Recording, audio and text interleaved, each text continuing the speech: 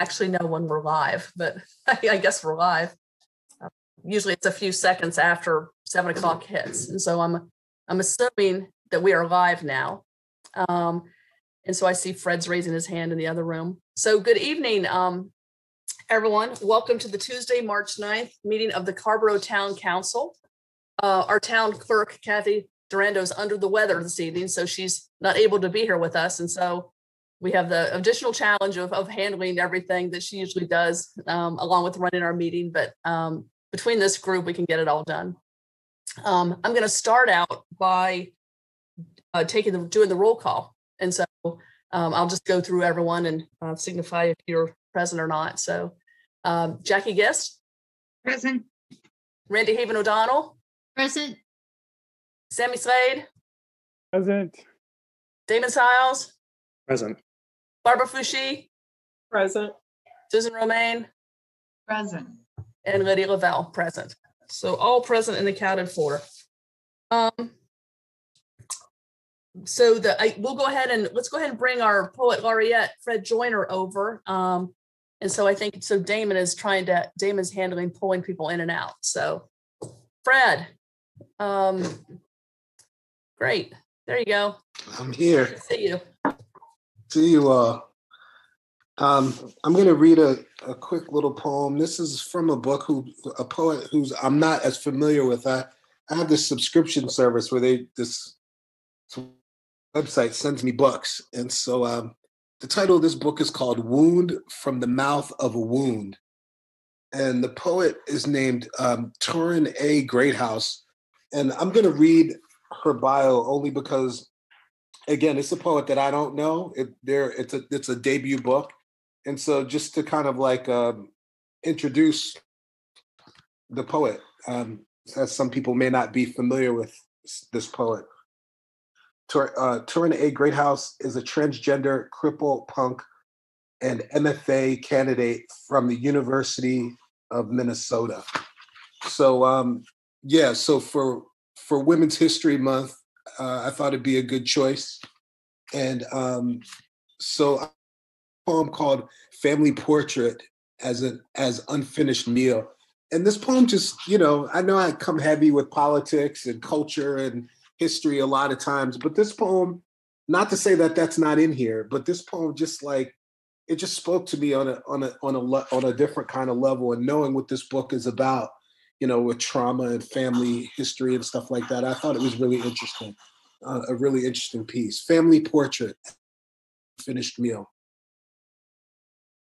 My mother skins onions like small game, dabs chemical tears from the corner of her. The meat tenderizer is broken-necked, so I must soften the beef with my father's hands, marrow thick with knowledge that the meat must be beaten brutal into tenderness, that anybody softens with violence. She grinds salt into the carcass like a wound, a memory. The kitchen sprawls around our bodies, open oven spilling breath into his absence. I dress the flank with incisions, fill each new empty, a palm of garlic cloves, a flight of headless doves. Yeah, this poem just nice. Took me out. I had to read it a couple times because there's there's a lot there.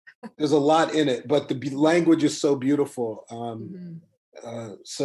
Anyway, it's called a wound from a wound, womb from the wound of a mouth, and it's Torrin A. Greathouse. It's a really nice little collection that I just started getting into this week. Great. Well, thanks a lot, Fred. Thank you for sharing that with us. Thank you. Thanks, Fred. Bye. All right. Bye-bye. Take care. Bye-bye. Bye-bye. Okay.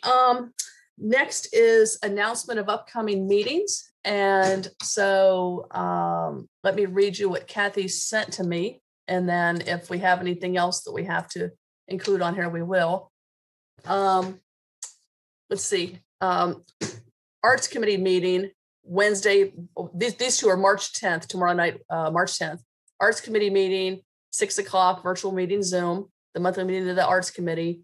Tomorrow night, March 10th, also Economic Sustainability Commission meeting at 7:30, held on Zoom. Thursday night, March 11th, at 6:30, the Stormwater Advisory Commission remote meeting. And then, of course, yeah, I'm not sure what this one. Okay, so I think this one's, that's not a meeting that we have. And then I know we have an MPO meeting tomorrow morning at 9 a.m. Over in Durham. So anyone else have other meetings that I didn't say? Let's see, Jackie, yes. The Human Services Advisory Board will be meeting Monday at 6:30. Okay, all right, very good. Anyone else? All right, I want to look at my calendar for a minute because, all right, there's this, I want to make an announcement about an event that's going on. So on Thursday night at 7 o'clock is this event called Big Night In for the Arts.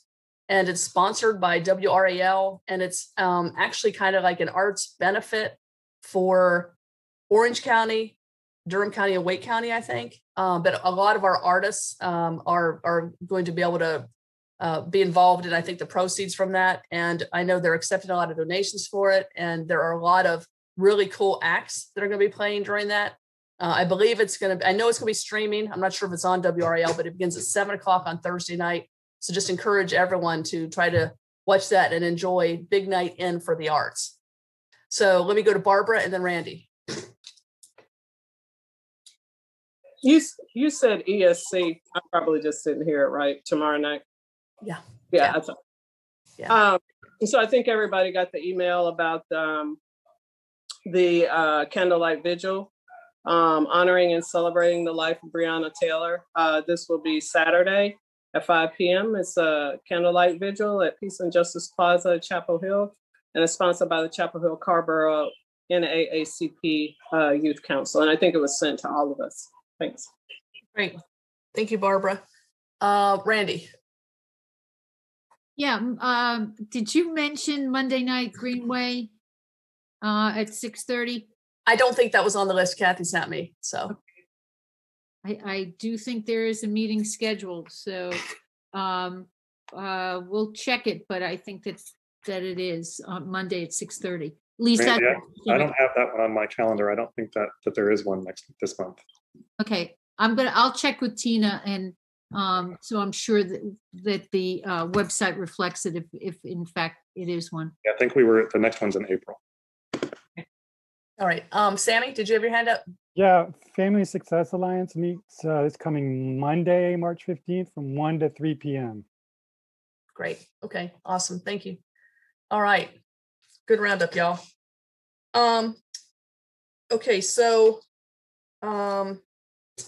before we get to our, well, we'll do our requests from visitors and speakers from the floor. We have a couple of people here to speak. And then after that, I want to make a comment before we get to our consent agenda. So Damon, we have for public comment, Shelley Welsh and Kevin Poingolf, if they're in the room. Okay. Yeah, I'll pull Shelley over now.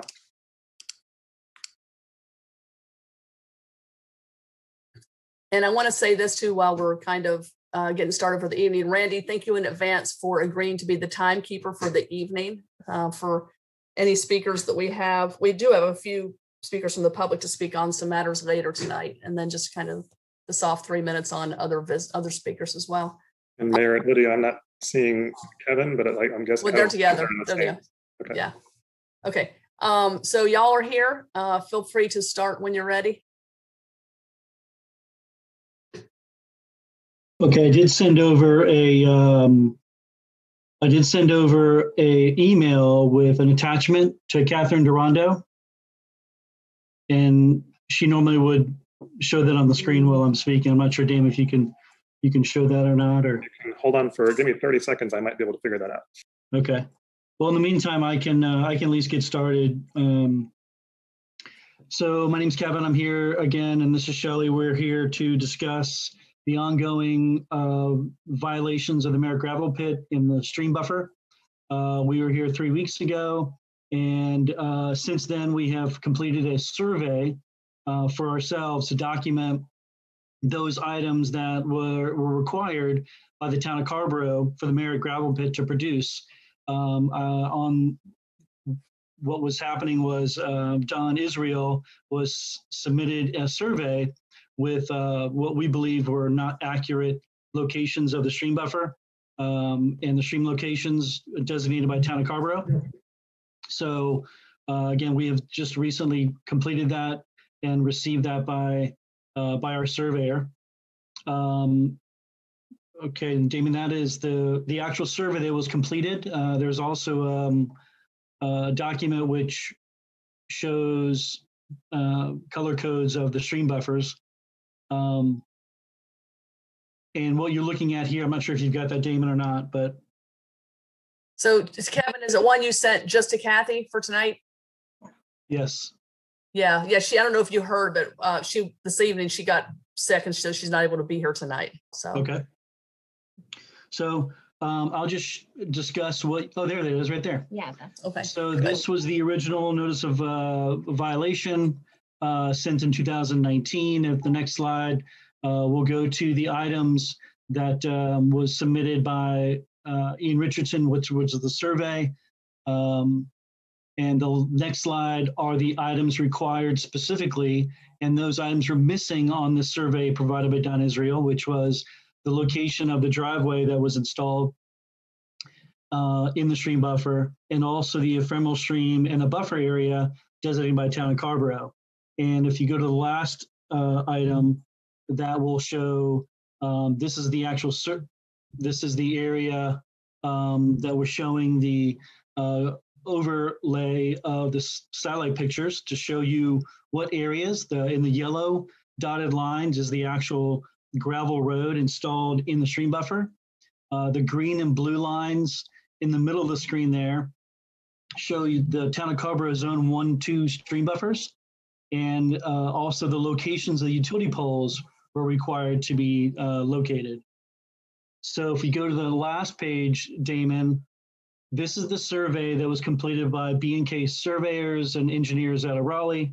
This was done, finished last week. And this is an actual layout of the stream buffers of town of Carrboro in blue and green.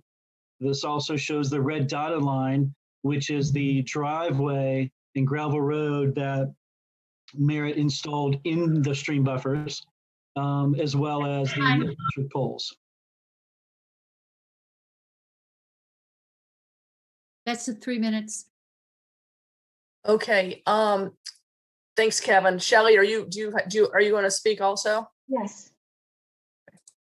So again, we are coming back to the question that Sammy asked the last time we were here, which is, has the Don Israel survey been confirmed as accurate?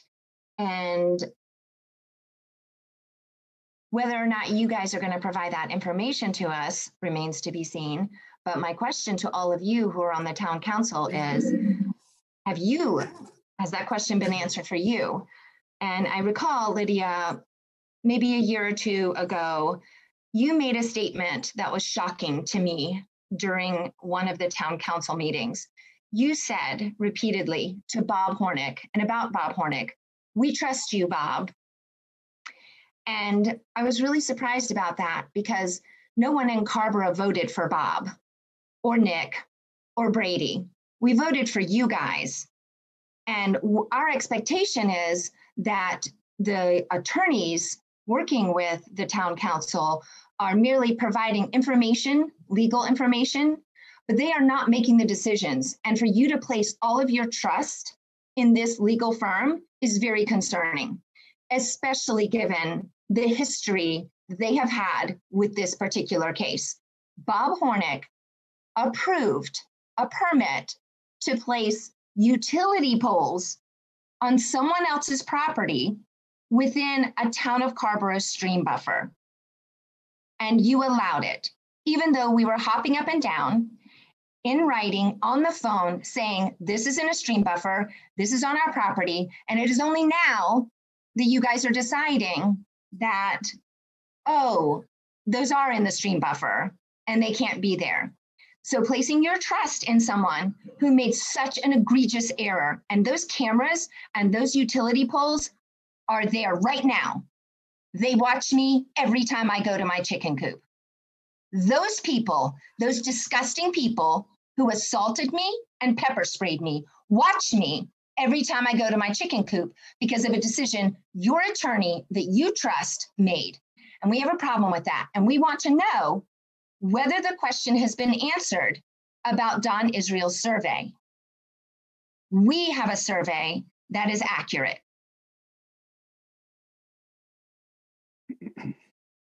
Thank you both.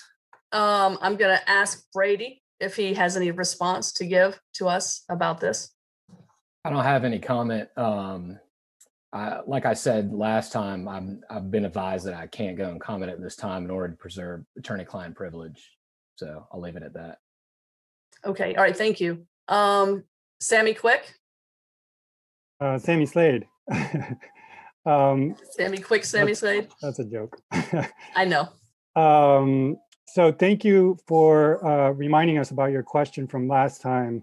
And I did follow up with our attorney. And as you may or may not know, the notice of violation, it correctly asked for a survey. However, that is on hold pending an outcome of litigation, essentially. And that's why what's in those notice of violations hasn't been produced, because that's currently under litigation. Thank you. All right, Jackie, yes. I do have a question about the cameras. And it seems to me that if you've got cameras pointed at somebody else, that kind of seems like it shouldn't be happening. Is there anything we can do about the cameras? I think that's pretty invasive and hostile. Or is there anything Legal. Is there anything we can do about the cameras? It's not against North Carolina law to watch somebody else on their property as long as you're not looking in their window. So they can watch us all day, and they do. That's creepy. I don't know, Jackie. It sounds, I'm sure it sounds like Shelly knows a lot more about that than I do. I don't know if Mr. Manager or if Brady have any response or any comment other than what Jackie asked and what Shelly said. So, no. Okay. Thank you all for being here. Appreciate it.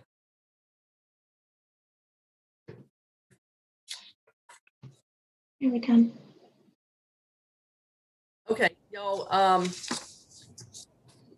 Moving on now to the consent agenda. Before we get to the consent agenda, Mr. Manager asked us to add one item to the consent agenda.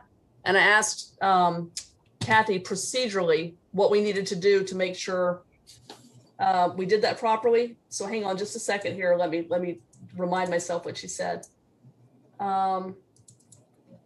What she said was, so this was and David can explain it in a minute, but it has to do with the EV charging station ordinance. And what Kathy said is one of you all needs to make a motion to add it to the consent agenda. And then once it's officially added, he can read it as part of the consent agenda. So motion to add it to the consent agenda by Randy, second by Damon. All in favor, say aye. Randy? Aye. Susan? Me? Aye. Jackie? Aye. Sammy? Aye. Damon? I'll move to approve. And Barbara? Aye. Aye. Okay, so now we have the consent agenda. We have two items on the consent agenda. So do we need to hear them? Are you moving to approve the consent agenda, Randy? No, I move to approve of both. Okay, all right. Motion by Randy to approve the two items on the consent agenda, second by Damon. All in favor, say aye. Randy? Aye. Susan? Aye. Me? Aye. Jackie? Aye. Sammy? Aye. Damon? Aye. And Barbara? Aye. Okay, awesome, y'all. All right, so now we're on to other matters. Okay, thank you, Mayor and members of the council. The item under other matters is regarding the proposed text amendment to the land use ordinance relating to stormwater management. And Tina will make the staff presentation. Okay, Tina, would you raise your hand so I can find you? There we are.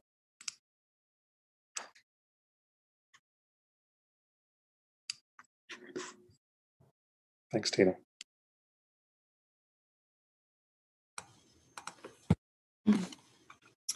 Good evening, everyone. Thank you. Hey, Tina. I have just a few slides to share with you tonight to help frame your discussion.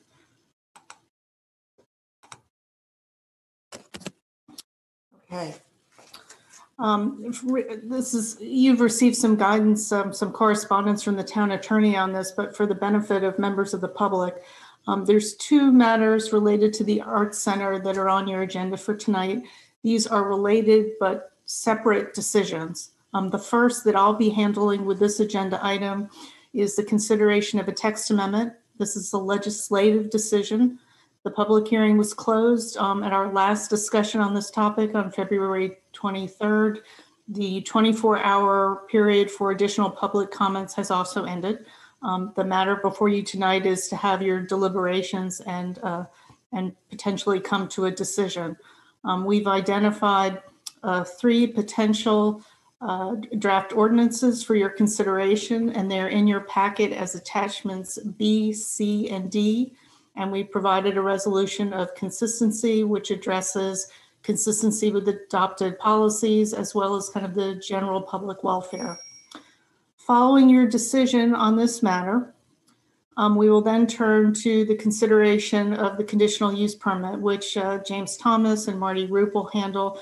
This is a quasi-judicial decision. This will be a continuation of the public hearing from the 23rd. And again, the main distinction here is for the quasi-judicial proceedings, you will be making a finding of fact. And therefore, it's important to complete your decision on the text amendment, because the amendment that you choose will set the standards by which you will evaluate the CUP, as well as determine what types of conditions may need to be associated with that permit. Quick review of the 3 different draft ordinances, options A, B, and modified B. As you may recall, with option A, there is not a volume control provision per se, rather the approach would be a delayed release. Options B and modified B do involve a volume control so that they would be comparable to the existing standards in the ordinance now. Option B would have a maximum, modified B would not. So those are the main distinctions between the two. And I'll make a note that I believe Josh Dalton, the town engineer, is on the webinar tonight in case you have more technical, nuanced type questions that you'd like to direct to him. So we identified in your agenda packet 4 potential options for proceeding. And I've laid those out here just as a reminder. One would be to deny the request for the text amendment. And I've kind of offered a summary of what would be the potential consequences in italics of each of these choices. For denying, there'd be a question as to whether the project meets the maximum extent practicable or doable, so to speak, standard. You could adopt one of the 3 ordinances in the packet. This would provide some relaxation of the standard. How much would depend on the choice. And then, as always, you could take one of those ordinances and modify it further. We've offered some suggested possible language you might consider. I think there's some other suggestions that came from the advisory boards that are in your packet. And then finally, possible option number 4 is always other. One option might be to consider a new type of an ordinance that would provide you just more of a broad option to not require volume control provisions in certain situations. And then my final slide, which I won't even show you, rather I'll call an audible, is your standard kind of procedural slide reminder of the consistency resolution that you would use both to adopt or to deny the ordinances, as well as a reminder of the conflict of interest provisions and the identification of those 3 draft ordinances that are in your packet. So I will stop there. And again, I believe Josh Dalton or Marty are available for questions, as well as myself. And Damon, if you're the one manning the controls, I believe that there are a number of members from the applicant team who are available. I think they are hoping to speak more about the permit, but I just wanted to identify them for you. Thank you, Tina. All right, thank you. Thanks, Tina. So before we talk, y'all, well, I was going to see if anyone from the applicant group wanted to talk. So I see that Ken Ryder has raised his hand. And just in terms of the applicant reps that I have listed here, I think many of these are probably for the CUP. But I see Dan Jewell, Ken Ryder, Dan Meyer, Preston Royster, Edwin Harris, Billy Askey, Michael Frisch, and Bernadette Plissier. So, but the hand I see up is Ken Ryder. So why don't we bring Ken over and let him speak? Okay.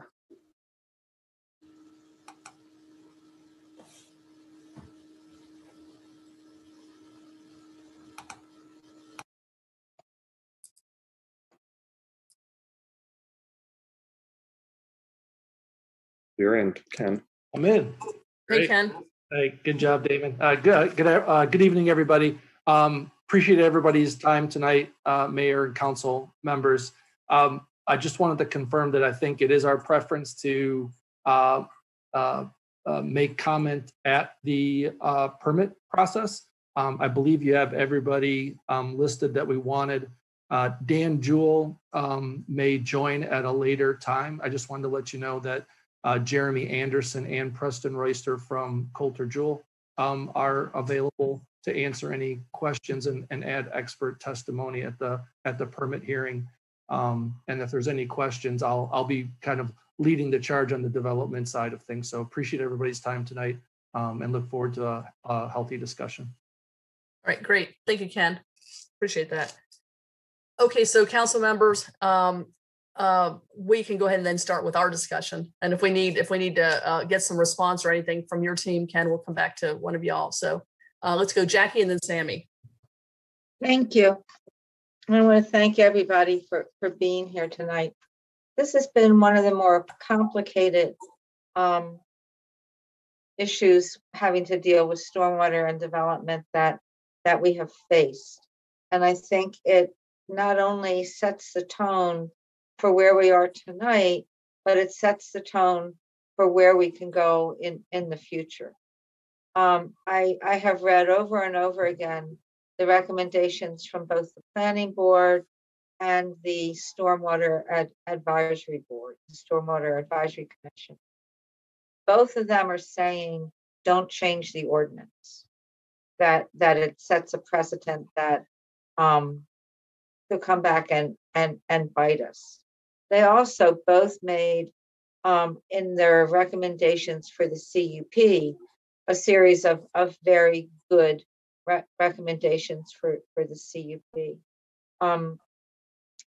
In looking at all of the options that are before us, I really think that the best option is number one.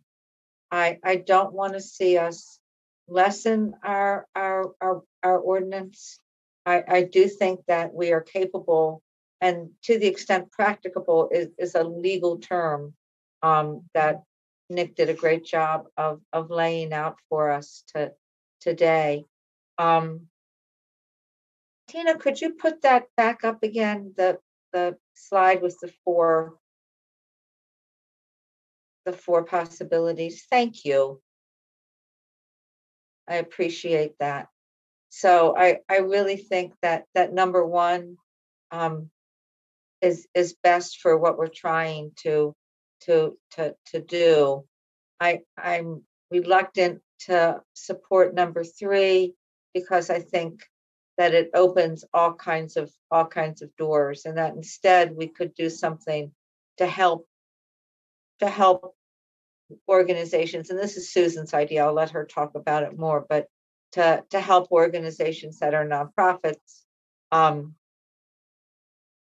find a way of meeting those costs. But I don't want to put that broad language in the ordinance itself, because I've seen broad language in the ordinance that was meant to be for the good. I've seen it manipulated and used as a loophole too many times, where somebody says something's a public good because they think that that's what we believe is a public good, and then they don't live up to their promises, and we can't legally make them do that. And I'm certainly not in favor of decreasing the control that we have. So for those reasons, I guess my option would be option 0, which is like leave it as it is. All right. Thank you. Thank you, Jackie. Let's move on to Sammy. So I also agree with Jackie. I feel that's kind of where we were all last time we discussed this. And, the advisory boards laid it out for us very clearly. Our attorney clarified it even further. So it's through the CUP process and the language that currently exists in the ordinance that we should be able to weigh what's doable. And there's a lot of discretion because of the ambiguity of the language. And like I expressed last time, I do hope that we will come back and fix that language after we approve of this, because it is very ambiguous. And maybe this experience will inform how we can address these kinds of situations. But land that isn't made for development shouldn't be forced to be developed. And fortunately or unfortunately, the Art Center has some property that is open for development because of that ambiguity in our current language. So I would like to move when the time comes. I would obviously also like to hear to my colleagues a motion to deny the proposed amendment to the land use ordinance. And when the time comes, the reasons in the 2020 vision is that Carrboro should adopt a strategy and set of policies to protect all of our creeks, streams, and ponds and lakes. And section 5.23 is Carrboro should be proactive in managing its stormwater, promoting active maintenance of facilities, reducing impacts of increased impervious surface, and minimizing impacts on waterways. Okay, so Sammy, that almost kind of sounded like a motion, but that's a motion. Sorry, I wasn't clear. All right. There's a motion. Is there a second for the motion? And we'll continue conversation. Second. Damon, is that a second by Damon with his hand up? Well, it doesn't have to be me, but I did want to comment. Yeah, I get okay, so all right. So Damon has a second, and then Damon wants to talk, and then Randy, and then I think Barbara. I'm not sure, but okay. All right. So go ahead, Damon, then Randy. Yeah, I think the second was by Barbara, but I would like to comment. I agree with Sammy and with Jackie. I think this is kind of where we were in our last discussion of this topic on the possible text amendment. I think it's appropriate for us to support Sammy's motion to deny the request for the text amendment, which would be the consistency resolution. And Sammy offered some good language for that resolution and in denying the request. And I support the motion. All right, great. Thanks, Damon. All right, so let's see. Randy, you were next, and then Susan. Yeah. Thank you, Jackie and Sammy and Damon. I agree. I think we should deny. I also want to point out that if you look at the language under number 1, it says a possible consequence of this choice is the question of whether the project meets the maximum extent practicable or a doable standard. And so it's really important in future, as Jackie says, to be sure that projects are reviewed based on their situation, just as we have evaluated this one. And with that, is Barbara next? Because I'm ready. Next is Susan, and then Barbara if she wants to speak. So. Lydia, I actually think Barbara was ahead of me. Okay. All right, Barbara, and then Susan. Thank you, Councilmember Romaine. I'm sorry, y'all got a lot going on here. No, you're fine, Lydia. I really did not have anything to say because it's all been said. I am in favor of Sammy's motion to deny the request for a text amendment for all the reasons that have been stated, by the other council members. So I mean, that's basically all I wanted to say. I really didn't want to say that, but since I'm in the spotlight, that's it. Thanks. All right. Thank you, Barbara. We'll move on to Susan. Thank you, Lydia. So I wanted to first, I want to thank Jackie because you have a real gift for framing the discussion that we're going to be having around complicated issues, and I thank you for that. And also I wanted to add that, yes, I too support Sammy's motion. I think that this is going to be something that we're going to be dealing with more and more in the coming years, situations like we have with the Arts Center. And, we got a project and it's just got enormous community benefits. And yet it's really expensive, exorbitantly expensive for the project to be able to afford to pay for all of the infrastructure needed to be in compliance with our stormwater regulations. So I would like to also offer a motion, and this would be to direct staff to explore ways, other revenue sources. This could be anything from using our revolving loan fund or the climate action grant, the community climate action grant program, low interest loans, maybe state funding, but just to continue to explore other revenue sources that we could tap into when these situations come up, when we have a situation where there's just the gigantic community benefits and say a nonprofit that's not able to pay for the needed infrastructure to be in stormwater compliance, and there would be not only this money available, but also staff trying to advertise as much as possible the availability of these resources. So my motion would be, again, directing staff to at least explore these revenue options. I'll second that. Okay, all right, but let's back up here a minute. We have a motion already on the floor. So let's pull back the motion and pull back the second. I'd rather us vote on the one we have on the floor first, and then we'll come back and consider yours, Susan. So let's not comment on Susan's yet until let's complete the discussion and vote on the first item, which is with regard to the text amendment. So Barbara. It was in reference to what Susan said. So do you want to vote first? And then yeah. Let's go ahead and vote on the first one. So we had the motion by Sammy and the second by Damon. Sammy had the language around denying the proposed amendment. I'm hopeful that Kathy can. It'll be approving attachment A to deny with the consistency language that Sammy outlined from Vision 2020, and then choosing the option in that attachment to deny the request. Yeah, it's attachment A, and it's denial with the language that Sammy said. So let's take a vote on that. So all in favor of Sammy's motion, say aye. Randy? Aye. Jackie? Aye. Me? Aye. Sammy? Aye. Susan? Aye. Damon? Aye. And Barbara? aye. Okay, so now Susan's motion, we're going to consider, so Susan's making a motion, and I know Jackie seconded it. And so you want to repeat it just succinctly, Susan, like a sentence or two?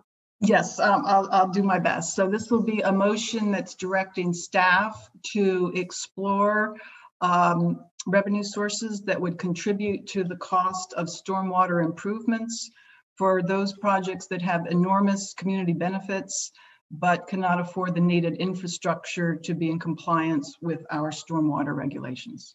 Okay, all right, so motion by Susan, second by Jackie. Now, Barbara, you have a comment? I don't have a comment because I got up for a second, and when she stated the motion, I see what she's saying now. She's asking staff to do some legwork around funding sources. So I understand. Yeah. Thanks. All right, awesome.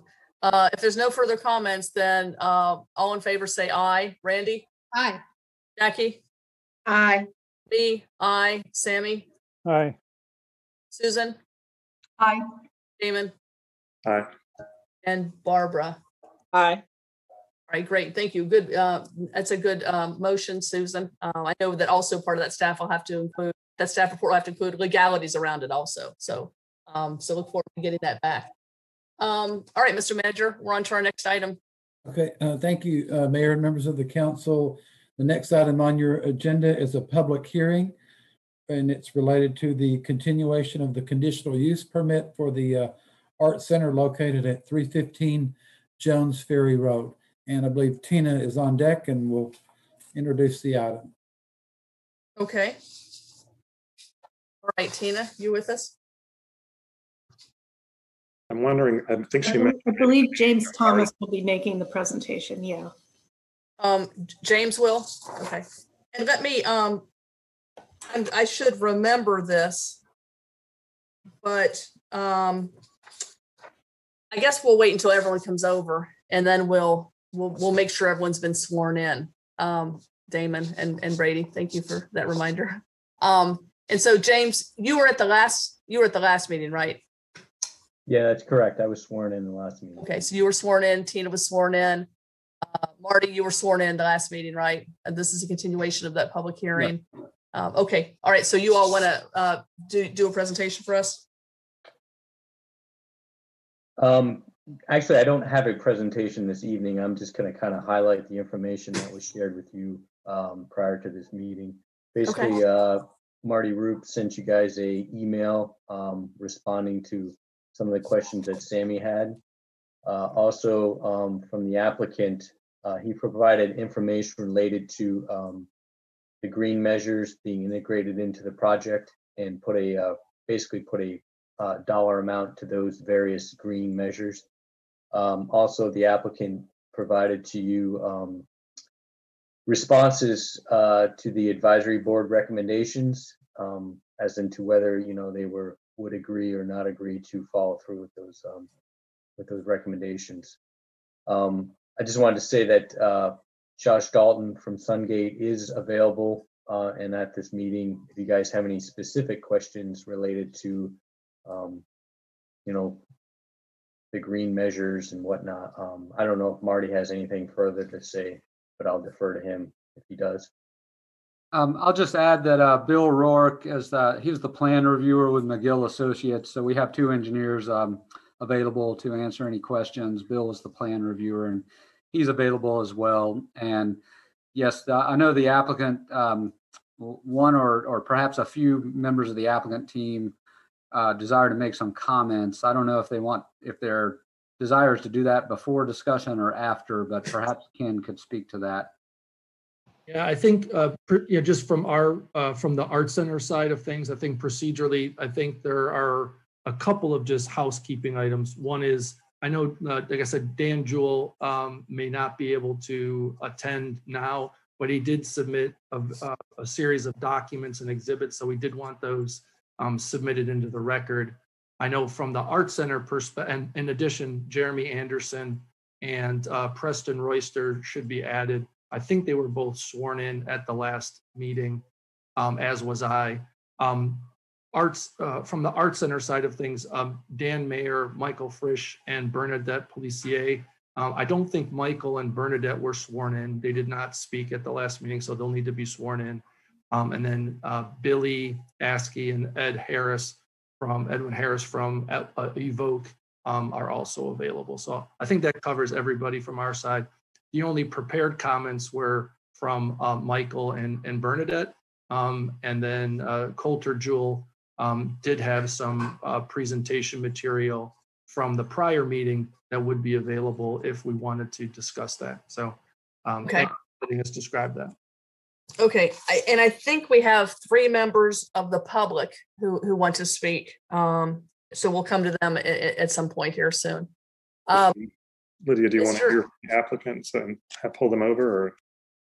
Or? Well, we have Ken in the room right now, but I wanted to ask Brady a real quick procedural thing here. So Brady, the applicant via Marty emailed us today we received some responses. This is what Ken's talking about, wanted to make sure it's part of the record. Some responses to questions we had and a summary sheet of the advisory board recommendations, and also some information about the budget for the stormwater elements and the grading and drainage plan. Is it your advice that we have someone from that group kind of summarize what we received via email today to make it a more substantial part of the record, or is it enough to know that we've received it and then we'll just be discussing it? I think you can do either. I mean, I think you did a good job summarizing it, but if it's the applicant that's wanting to go and introduce that into the record, I think it would probably be beneficial, but I don't want to say that if it's going to be something that's going to waste a lot of time. But if they want to go and speak to that, I think it would be important to put that in. Okay. All right. And just briefly summarize, what you just said. Yeah. Yeah, Lydia, we're happy. It's been submitted. I think we'll cover it as we discuss the topic. So we don't want to take more time to talk about them individually. But okay. you summarized the 3 documents, which were the stormwater, our responses to the staff comments. I think there were 29 or 31 comments that we went line item by line item, and the drainage plan. So you mentioned all 3 documents in addition to documents, but those are the ones that came over today. All right, great, thank you. And so, Ken, do you have a certain person or two that wants to speak to us in order? And if so, go ahead and tell us, and we'll have them put over. So. Yeah, I think if now is the time, we're going to start just kind of our applicants' comments. Michael Fritsch and Bernadette Policier would be the from the Art Center, have 2 prepared comments. Okay, all right, great. So, folks, let's just help me remember too that at some point here, we'll also hear from a few people from the public. There's 3 people from the public. So. And I don't remember, Lydia, if Ken said that either Bernadette or Michael had been sworn in at the last public hearing. Thank you. Yeah, they have not. They have not. Yeah. So Michael and Bernadette, if I can see both of you, okay, great. Hi. So we'll go ahead and swear in the 2 of you right now because you're in here to make comments. I know there are some other people. I think perhaps Damon, just FYI, I see Valerie Horton has raised her hand in the waiting room, so that might be another speaker that we'll have as a public speaker later. But Ms. Horton, I see your hand, so we'll get to you when we get to other public requests. So you can put your hand down. But as for Michael and Bernadette. So please say "I do" after I read the oath. Do you solemnly swear or affirm that the information you are about to provide is the truth to the best of your knowledge? I do. I do. All right, very good. You're sworn. All right, which one of you wants to go first? I'll start. Good evening, and thank you for the opportunity to speak this evening. My name is Michael Frisch. I live in Carrboro and am currently the board chair of the Art Center. I'm retired and currently engaged as a pro bono consultant for nonprofit boards in Chatham, Durham, Orange, Wake counties. I have worked for the Art Center for the past 6 years, first as a consultant and most recently as a board member. We are very excited about the prospect of moving into a new location in Carrboro, the town that has been our home for over 40 years. While much has changed over the many years, the Art Center has made the most significant enhancements over the past 7 years. The board has worked very diligently and purposefully to recruit highly accomplished and talented new board members to partner with the Art Center staff. Additionally, every board member is committed to a meaningful contribution to the Art Center capital campaign. Together, the board and Dan have worked in partnership to create a financially sustainable organization. At the end of each of the past 6 years, the Art Center has finished in the black. This significant accomplishment has even taken place during the 2020 with the COVID pandemic. For the past 3 years, the Art Center has engaged key advisors for our new home. We have included consultants that have conducted a capital campaign feasibility study. Their results gave the board confidence to move forward with this new location. Plus, the selective developers, engineers, architects have vast experience in community nonprofit projects. Many of these teams have long positive working relationships with the town of Carrboro and staff. At this point, Dan and the team, working with the board's guidance, have raised over 55% of the capital needed for this new location. Our organization is very confident in this team, the leadership, and the board members. We know our current operating model is financially sustainable over the long term, and we'd very much like to continue to be a community pillar for many years to come in Carrboro. Thank you. Great, thank you, Michael. So now we'll hear from Bernadette. Hi, thanks an awful lot for allowing me to present. I want to talk just a little bit about our programs and the community engagement that we have undertaken for this new project. I think most of you know that we provide programs for both adults and youth.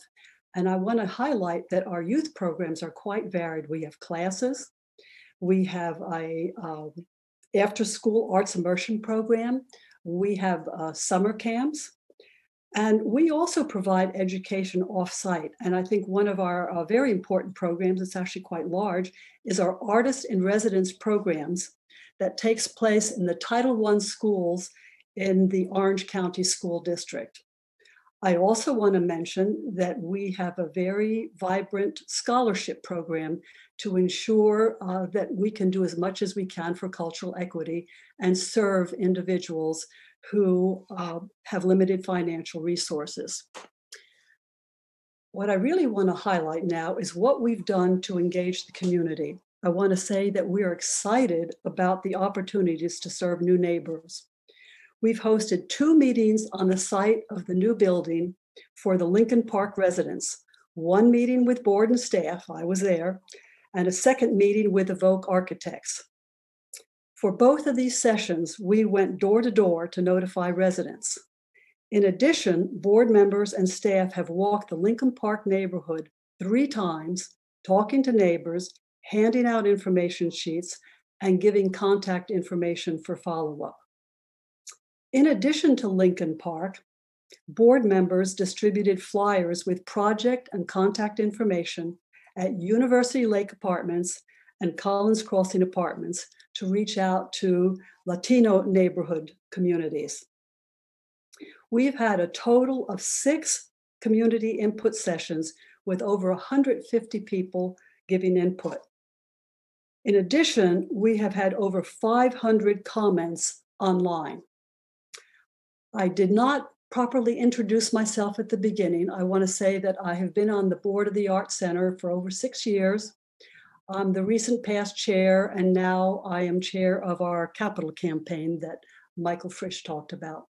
Thank you very much for listening to us. All right, great. Thank you, Bernadette. Appreciate it. All right, so council members, before we start discussion or move forward with questions, should we hear from our members of the public? Do you think does that make sense? Okay. All right, so Damon, we can go ahead and probably say goodbye to Bernadette and Michael for now, and then pull over. Here are the people. I think there are 4 people in the room we could bring over. Let's bring over 2 of them now, maybe. Jason Tuell, Tuell, and Nancy Goodrow. If you're there, if you can raise your hands, and Damon will bring you over.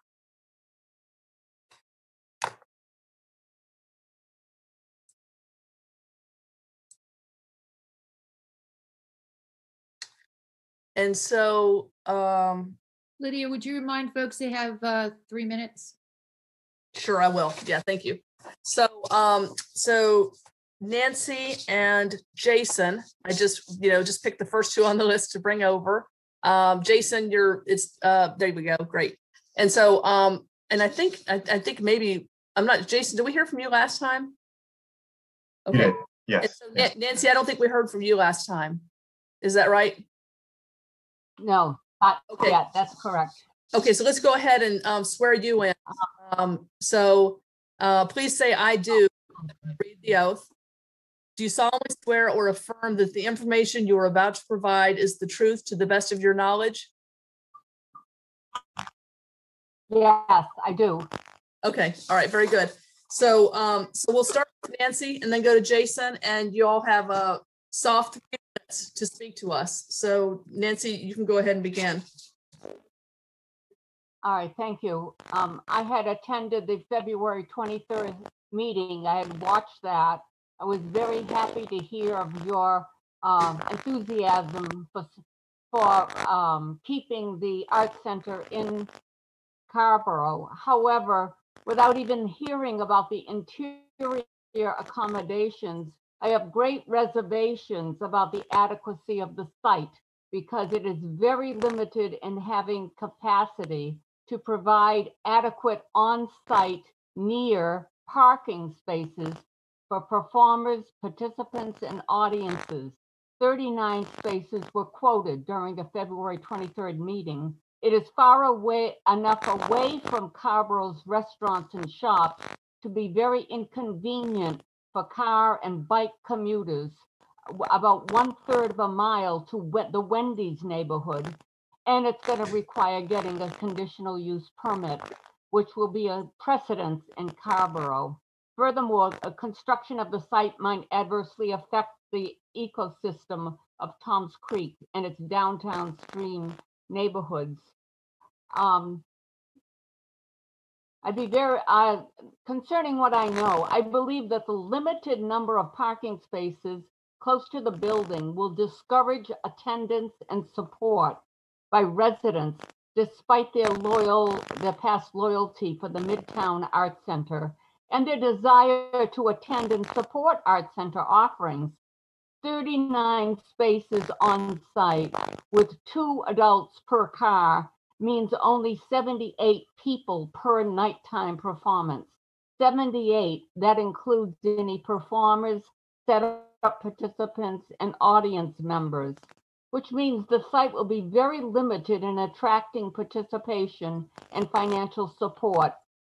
The large Jones Ferry Road public parking lot on Old Fayette Road is about a mile away from the new Arts Center site, which is directly across from Bim Street. This Bim Street neighborhood consists of cottages and a few low apartment buildings loaded with parking use by residents.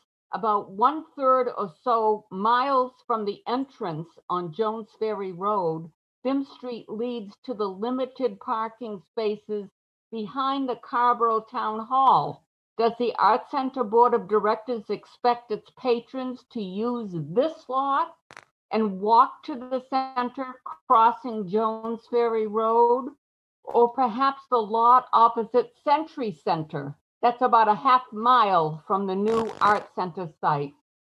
If residents are stuck with this proposed site, at least for any nighttime performances, Carrboro should fund shuttle vehicles. Just one more statement. A new art center will be such a vital establishment for the town of Carrboro. It would be a shame to fund its construction and operation when fewer residents than in the past might attend, just because they have not been well considered and served, as demonstrated by the inconvenience of the site and possible damage to nearby environment. Thank you. Thank you, Ms. Goodrow. And now we'll hear from Jason Twell. Good evening. Thanks so much for having me. I'll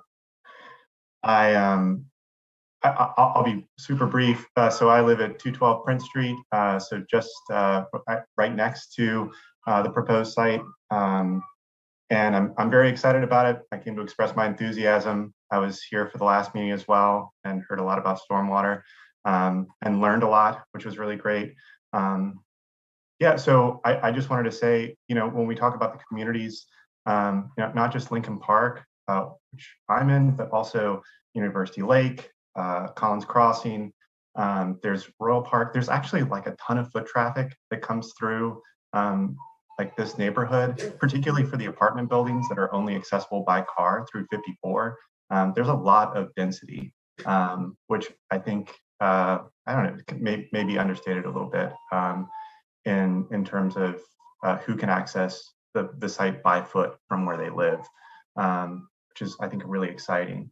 I think it's also really exciting that this is a lot that right now, like there's a lot of runoff from Wilkerson. There's just like, it's kind of a mess. It's not great. And to hear that the Arts Center would be coming and even like with a variance, maybe only improving the lot by 30%, that seems really significant for me. And I'm hoping for the neighborhood. We have a lot of small kids here who I think would benefit enormously. I would love to see, you know, the Art Center thrive. I just today actually there was a shooting in the neighborhood, which was really scary and unfortunate, right? And that doesn't really speak to the character of the neighborhood at all, but it is it's one of those things that you know, having access for children in particular to all of the things that an art center provides relative to what's accessible, particularly by foot right now in this neighborhood, I think is it's just a really exceptional opportunity. So that's what I came to say. Thanks so much for having me. Thank you, Jason. Appreciate it. Okay, so the other two people from the public, I think that are here to speak are Jackie Tanner, and then Valerie Horton has been raising their hand, and that might be Mr. Horton actually, but if we can bring over both of them, Damon.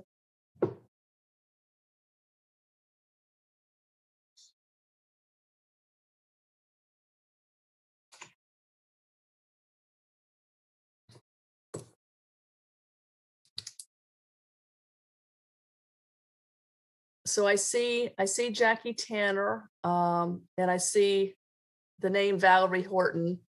If we could see your faces. And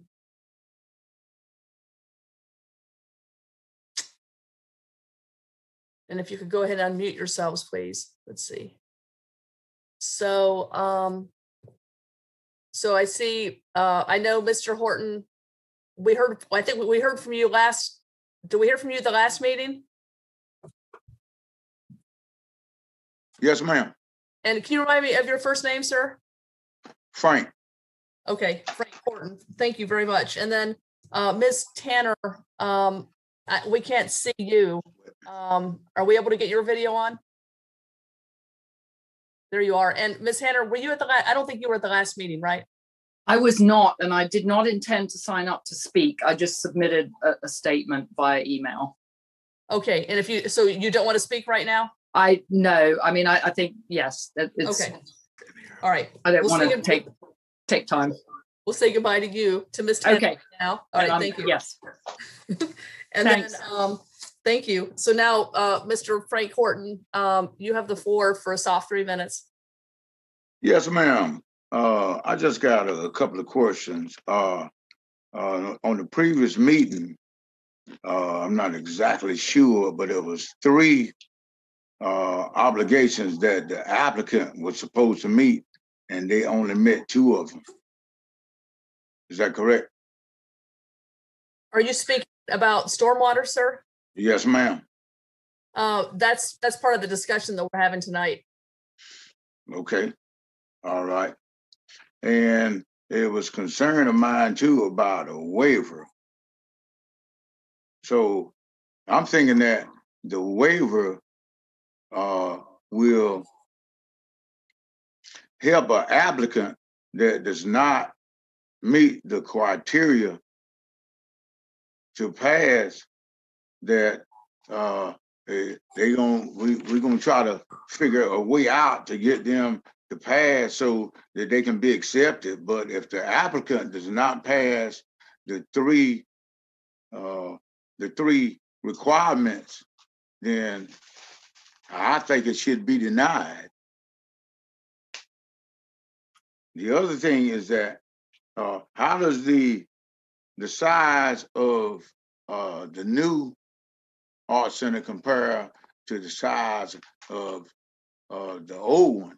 Because it seems like there's a whole lot much more space and for parking and availability at the art center that is in Carrboro by the I think it's the Hampton Inn or the Cat's Cradle, whatever it is. So it appears that would be a whole lot more likely to fulfill the accommodations that the art center is trying to reach. The other thing is that we as a whole in Lincoln Park as a neighborhood as a whole, we really didn't want to participate. We didn't want to have the art center on Jones Ferry Road because that's right at the end of our neighborhood. But it appears that the parking is going to be a problem, and as well as the stormwater. So we're going to try to figure out a way to get around the stormwater approval so that this could get passed or not. Because as my understanding that you're supposed to pass 3 things in particular, and they passed 2 of them, but not the other one. And I can't think of the gentleman's name that spoke at the last meeting, but he was like, well, if we can't pass the 3rd one, which is a requirement from the applicant in order for this to be passed, then it shouldn't be passed. Well, the comment raising, we're going to be discussing that during this meeting, and we're just here to hear your comments. So we appreciate that. Do you have more you want to say? Yes, ma'am. The previous meeting that I attended, the board discussed different options and different suggestions, and then we as a community, we responded, and then the board had some other suggestions and other comments, but I'm not sure if it was me, but I didn't get a chance to respond to the comments that you all or the board made. So I'm just saying, is that the way that you all, you usually conduct your meetings? And once you make your comments towards the end of the meeting, because what I had to do, I had to document everything that you all were saying because I didn't get to respond right then. So I'm just asking, is that y'all normal procedure? Well, for this process, CUP hearing, we are obligated to consider all testimony, testimony from the applicant. We consider information from our staff. We hear comments from the public. We discuss among ourselves. We close the public hearing, and then we talk through it and we come up with a decision. Now, at the last public hearing, this is only our 2nd one. We continued it from the last meeting. And so we heard from several folks, including yourself. And then we had some questions we wanted staff to investigate for us. And we wanted to continue the public hearing to tonight. So that's where we are tonight. So normally when people speak again, such as yourself, it's often to offer some more follow-up perhaps to what you heard, or to clarify something you said, or to respond to something. It's usually for you to say something new rather than to kind of repeat it again, because we've heard it once from you and it's on the record, but this is your opportunity, as you're doing, to kind of follow up with some points. Okay, thank you, ma'am. And my final point is that I never heard back, as far as I'm speaking on behalf of the community, that I never heard back as far as at the end of Prince Street, and if you all do whatever is necessary with the stormwater so that you all will pass and be accepted and be approved as an applicant. But one of my main concerns is that I think I spoke with Mr. Harris or someone as far as planting shrubs at the end as opposed to a fence or a wall at the end. So that's not nothing new. It's just that I haven't heard a response if the board is passed as an applicant to be accepted as the 3rd thing that they're supposed to do in order to be accepted as far as an applicant. Okay, yes, sir. Well, we can have the applicant can address that question about the fence or the bushes as part of their conversation with us tonight. So we appreciate that. Okay, are you finished with your comments then, sir? For right now, will I get a chance to address, if someone makes a comment, will I get a chance to address their comments later on or not? Well, this is this not usually, unless there's something new that comes up that you need to say to us other than your opinion, which you've given us your opinion. But and Brady, am I saying this correctly, that you've given us some new questions and information? But our goal here tonight might be to, close the public hearing after we've heard from everyone, and then have us as a council discuss all the issues and questions that we have, and as we kind of work toward trying to make a decision. Now, I don't know. I was gonna kind of close Mr. Horton's testimony and have him go back to the waiting room, but I see Barbara. Do you have a quick question? Yeah, and I wanted to kind of ask it while Mr. Horton was still with us. So the issue about the fence is not new. That's old information. And last I heard, there could be some kind of issue with an OWASA easement as to why the fence may not be a viable option. But that being said, I do just want to reiterate that the community is speaking, and the Art Center's responsibility was to engage with the community and hopefully try to establish relationships and work out issues such as Mr. Horton is bringing up here tonight. So obviously it has not been worked out. And so I just want us to continue to lift up and remember what Mr. Horton is saying. I think that is really important. Thanks. Thank you.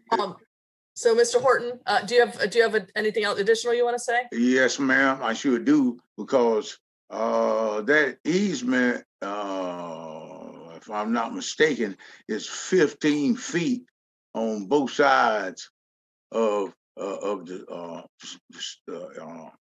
manhole. So if they put a fence there and you give OWASA has a key to that fence, then they can still service that easement whenever they need to service it. So it won't be a problem with them. So thank you, Mr. Horton. So Ken, if once we're finished with Mr. Horton, as we start talking, we can hear some response, not right now, but hear some response back from your team as to this issue around all of this.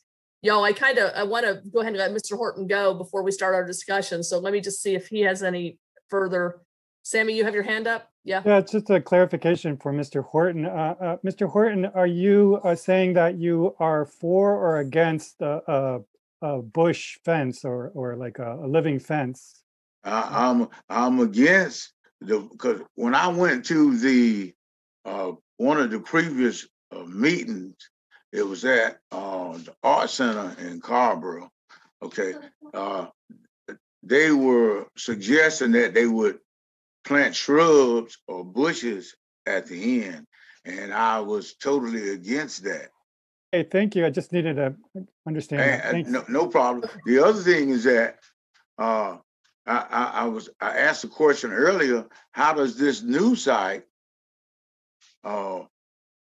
prepare to the old site as far as the size and the accommodations? Because we all know that it's obvious it's a problem with the parking, because we were, if I'm not mistaken, the town was to allow the Art Center to have parking there, but that was denied. So my concern is that if everything is passed, there's not a fence at the end of Prince Street, then they're gonna park on Prince Street and they're gonna walk right on through shrubs and go to the Art Center. Okay, all right. That's not fair to the people that live in Lincoln Park. And if you're gonna discuss it with OWASA to where they will allow you, or like I can't think of the lady's name to mention, on Beam Street, that's a good little walk too. So what I'm thinking that the people that's coming to the Art Center will do is that they will park on Prince Street and Barnes Street. and take a shortcut and it come right on through there. And that's one of my, as well as several members of the community, that's one of their main concerns. Thank you. All right, thank you. We appreciate you coming back to us. So, all right, so thank you for that. Yes, ma'am. All right, Damon and council members, those are all of the members of the public. Those are the last of the members of the public that that I have signed up to speak. And so yeah, there's someone in the room that has their hand raised, and I don't know who Christopher Tyner is, but they have their hand raised. So I want to mention that. okay, let's bring over Christopher Tyner.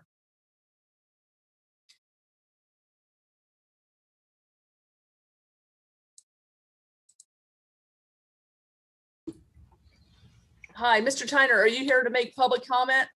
Hi, yes, just briefly. I'm You have a soft 3 minutes, but I don't think I've had you sworn in yet. You didn't speak at the last meeting, is that correct? I did not.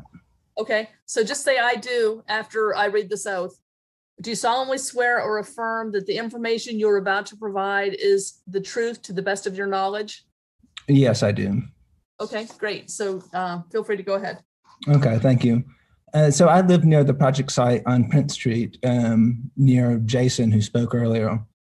And so I just wanted to chime in to express my general support of the Art Center project, and to note that the Art Center has come by my house several times and seems to have done a good job of reaching out around to the community. And also, I guess, chime in with Mr. Horton's point is a good one, that the residents in that area, it would be tempting to park on Prince and Barnes Street and walk through to the Art Center site. And so that's something that we should take into account.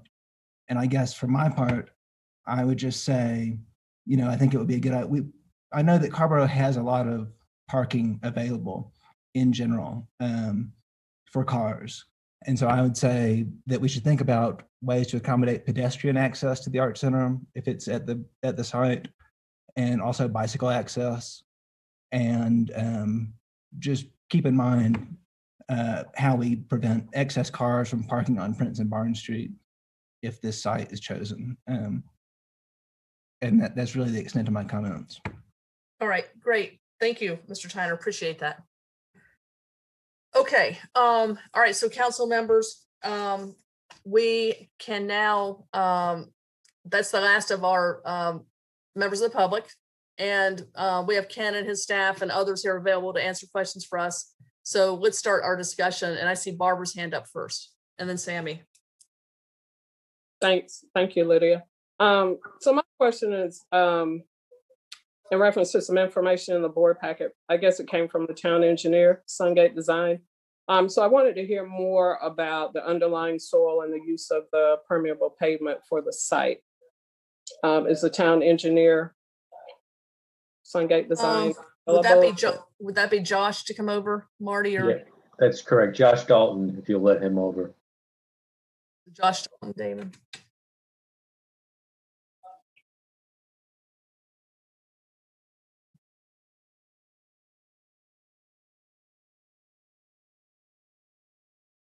Is Josh there? He's arrived here now. So Josh, I haven't seen your. There. And Josh, can you remind me? Were you at the last meeting? You were. I can't hear you. You're still muted.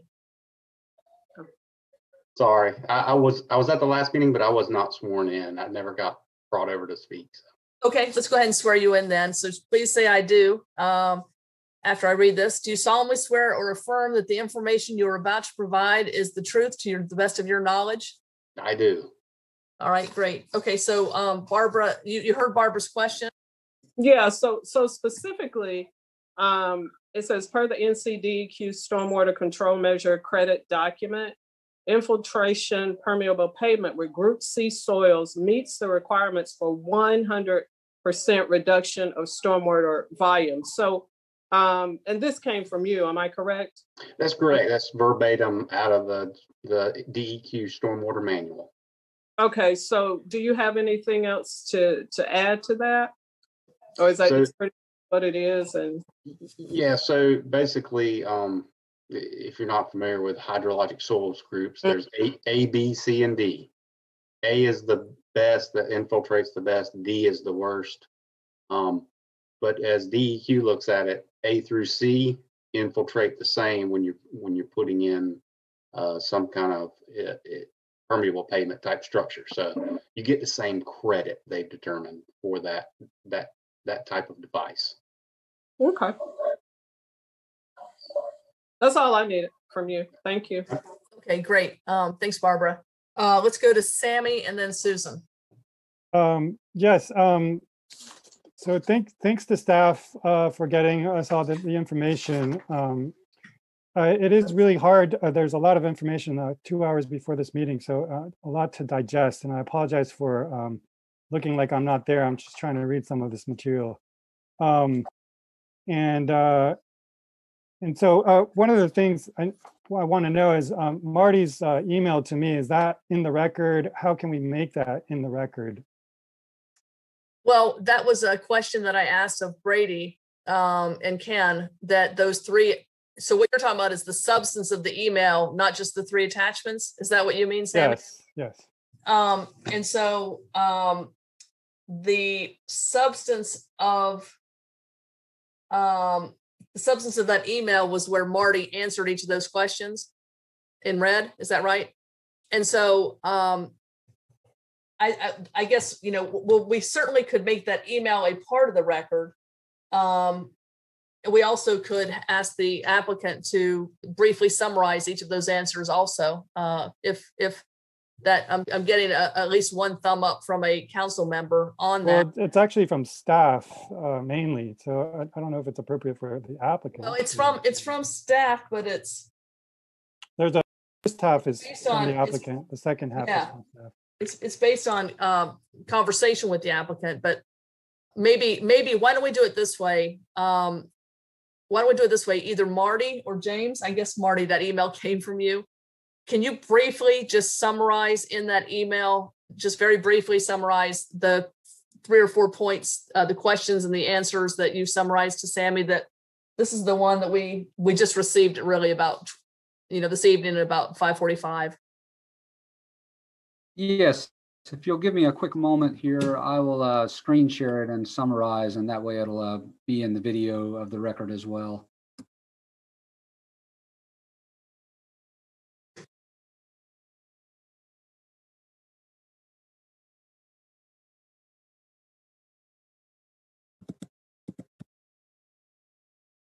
Well, I'm trying. I'm having some technological issues. Let me. I might be able to pull it up. I did it. I think no, it should say who can share all panels. I'll tell you what, maybe let me see if I can share. Let me. Unless you see something, Damon, that we're not doing right, but it looked to me like he could.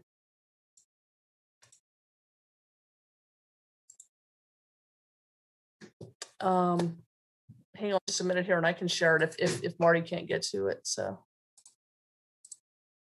Yeah, for some reason I get the little spinning wheel, but the email doesn't actually appear for some reason. I'm trying again. I can share it, Marty. Oh, thanks, James. You want to, do you see that, Marty? Yes, thank you. Thank you, James. Yes, so some of the information we had been discussing with staff, between the staff and the applicant, leading up to the specific questions provided by Councilman Slade. And so we had kind of the workings of information we were going to share with you. And then upon receiving the specific questions, we went back to the applicant during the afternoon today and tried to just kind of get everyone on the same page, make sure we were addressing all questions. And so with that, the staff response, or excuse me, it starts with the applicant response, was essentially, if I might summarize, and someone from their team can correct me or modify what I say if needed, was that the the potential is there to provide permeable pavement throughout the entirety, or essentially the entirety of the parking lot. And they did provide an exhibit, which you see labeled grading and drainage plan, pervious pavers, and tire site layout. The other was the responses to staff recommendations and advisory board recommendations, also attached to the email that was sent. And James, if you'll scroll down from there.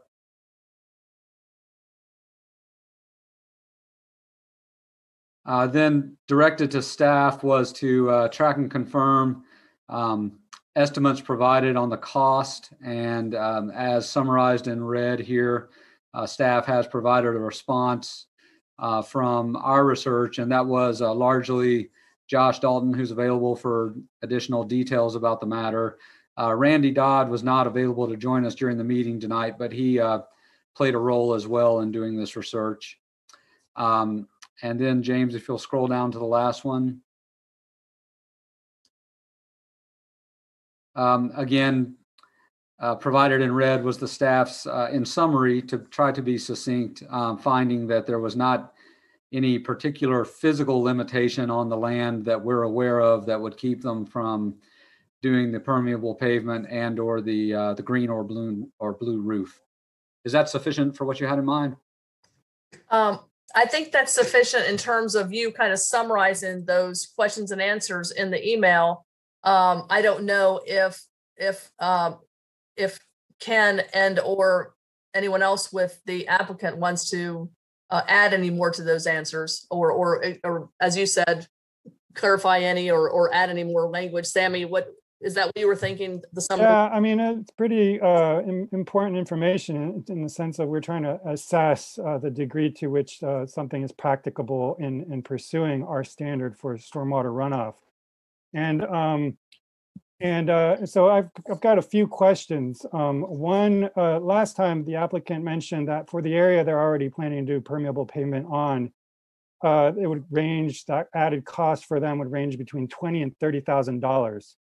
In my estimate, given the new area that's been identified that's potentially permeable pavement could be done, is about so that is 3 times that area that they originally were going to do.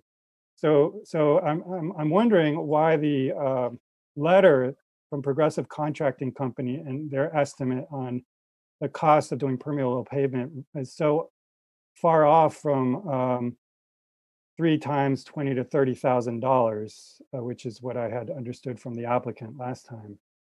Perhaps that could be something the applicants could speak to. Yeah, let's stop right now with that. Sure. And Ken, can we have someone from your team address that question? And sure. Go ahead.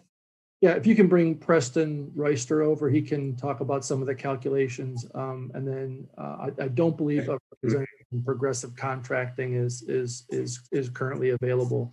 So yes, in response to the CUP conversation at the last meeting, there were, I think, 3 or 4 items that we've been going back and forth with staff to address, which was trying to come up with additional stormwater mitigations, whether it's blue roof, green roof, permeable pavement, looking at ways to find out what's practicable in order to reduce, just to be clear, the total runoff. We meet the first 2 criteria of the stormwater regulation, and actually we exceed from the peak, which is a 25-year LUO requirement, and we actually meet the 100-year. So we're trying to figure out ways to meet this particular, at least on this particular site, what's troublesome. So I think, Sammy, and I'm not a technical expert on this, so I'll let Preston accommodate to address that. But I think it was an estimated cost last time we spoke. Now we've had the time over the last couple of weeks to drill in and look at physically from our design and construction team what it would cost. So I would say our estimate was low, and I think we've got a much more accurate estimate of what the cost would be to install the permeable pavement, at least with regard to that item. So I don't know if Preston wants to add anything to that. I'd like to hear from Preston. Preston, I can't see you or hear you, but I see your name there. So, hey, and you were at our last meeting, right? Yes, ma'am. I Yeah, was. I thought you were. I thought I remembered your recitation a couple times. So if you could address this matter here of the estimate last time and the figures this time and how they were arrived and so forth. Sure. So last time we were asked for a rough ballpark cost of what the cost would be for the small area that we're proposing, which is roughly 2,400 square feet, if I remember correctly. So we gave an estimate at that time. It wasn't based on calculations or figures or quantifying the actual quantity. So so you need to keep that in context. It's a rough number.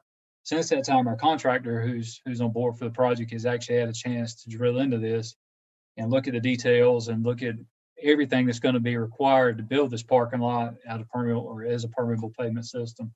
And this is the estimate he's come up with. And even staff acknowledged in their response today that Marty sent over that the biggest unknown in making this a permeable or infiltrating system is the imported soil. So the bulk of the imported soil is the areas around or outside of the small area that we propose to do permeable pavement. So in other words, there's more fill required on the outer edges of the parking lot, which we have less control over that fill and that's a bigger variable in the cost and what drove up the estimate or the estimated cost for doing the entire parking lot in permeable pavement. So that's my response to that. Do you want me to go through Thanks. all of that? That clarifies a lot. Go ahead. Sorry to interrupt. To go ahead and go through on the other costs too, Sammy. Yeah. So so staff shared with us that additional soil testing and justification will be needed before ruling out the technical feasibility of permeable pavement.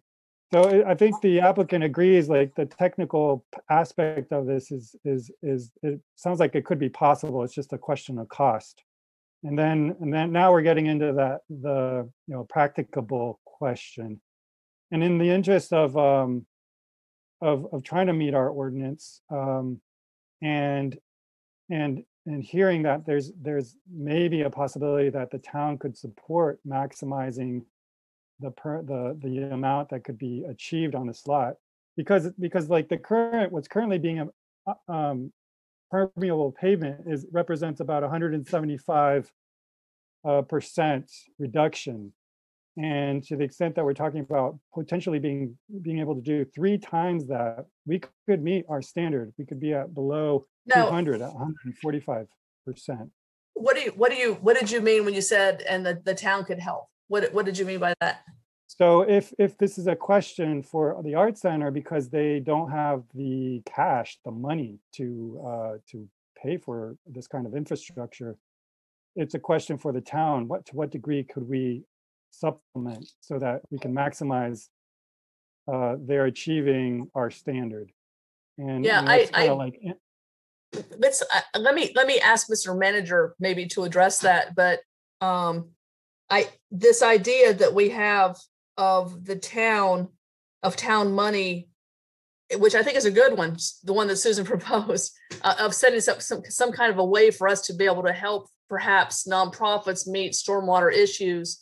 I think that's a complex issue that is going to take some time to kind of think through and hear about and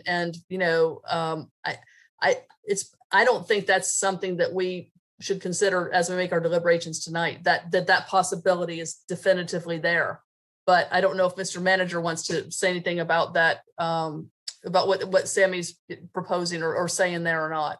So no, I agree. It would be very complex to try to weave that into the discussion because you're talking about stormwater fees, and I'm not sure that Brady could jump in, but I don't think you can use user fees, because then you're differentiating between one customer and another. I'm not sure that you can donate those. Right, but if we use the general fund money, is that a possible option?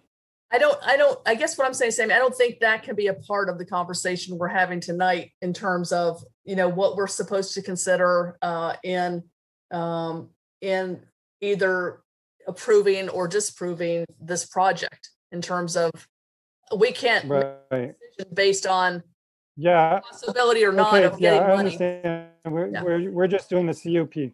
Correct. I was just trying to meet the spirit of the language, and that would be one way to do it. And so the next best thing would be to get an understanding of what the financial capacity is of the Art Center, because how else are we going to assess their practicable capacity to meet the standard? Apparently, physically, it is possible. And then now becomes a question of financially, can they achieve it? So how can we what kind of assurance can the Art Center provide? Okay, so Ken, if you or someone involved with the finances of the Art Center, I think you alluded a little bit to this at the last meeting, but if you can kind of drill down a little bit into the cost of, your capacity, your budget, your, how much this would add on, that kind of thing. Yeah, so I can comment, and then I'll you might want to bring over Dan Mayer, the executive director. He can talk about, the capital campaign and the project budget. But and I think you all know I've developed 2 other projects in Carrboro, the PTA Thrift Shop Community Works location and with Shelton Station, and Progressive Contracting also did the construction at South Greens. We've got a really good base of knowledge of what it takes, and on all those projects that were extensive stormwater mitigation systems. So from our perspective, when looking at the permeable pavement, looking at also the blue roof and green roof concepts, those are items that were covered extensively in Marty's email.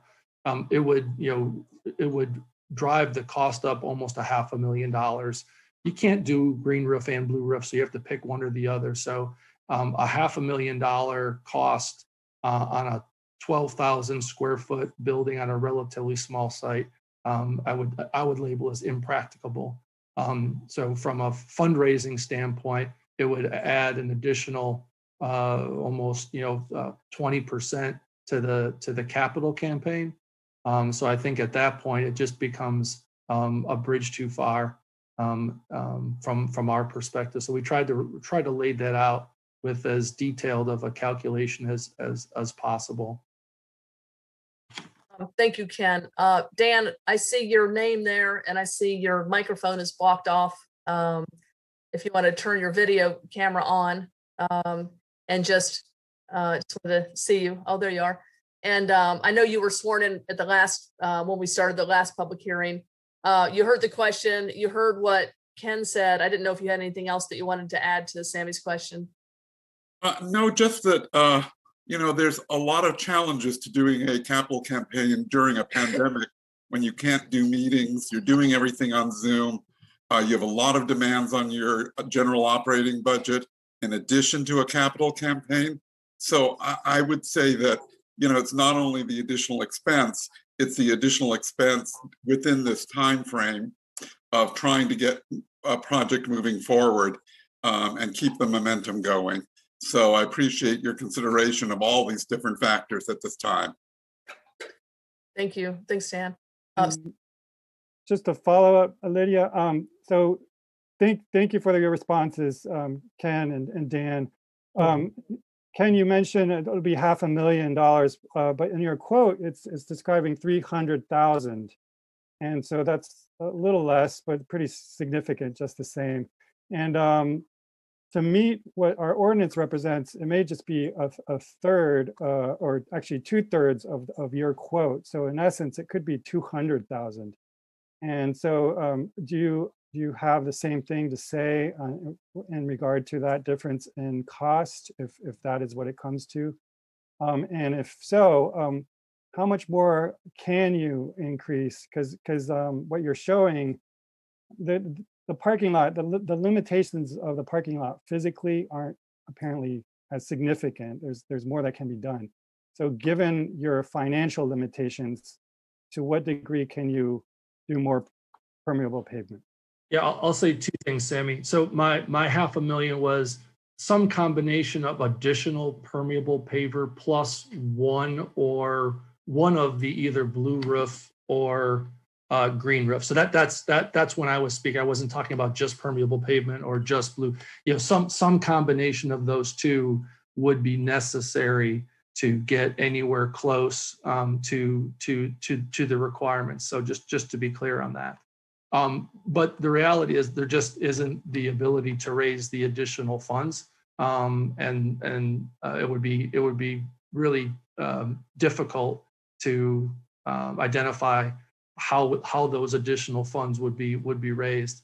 And I would also say, you know, the cost estimates from Progressive are estimates, right? The systems have not been completely designed. In addition, there are, you know, soft costs, design costs to fully design that. And then there's uncertainty, right? You know, blue roofs are not well known.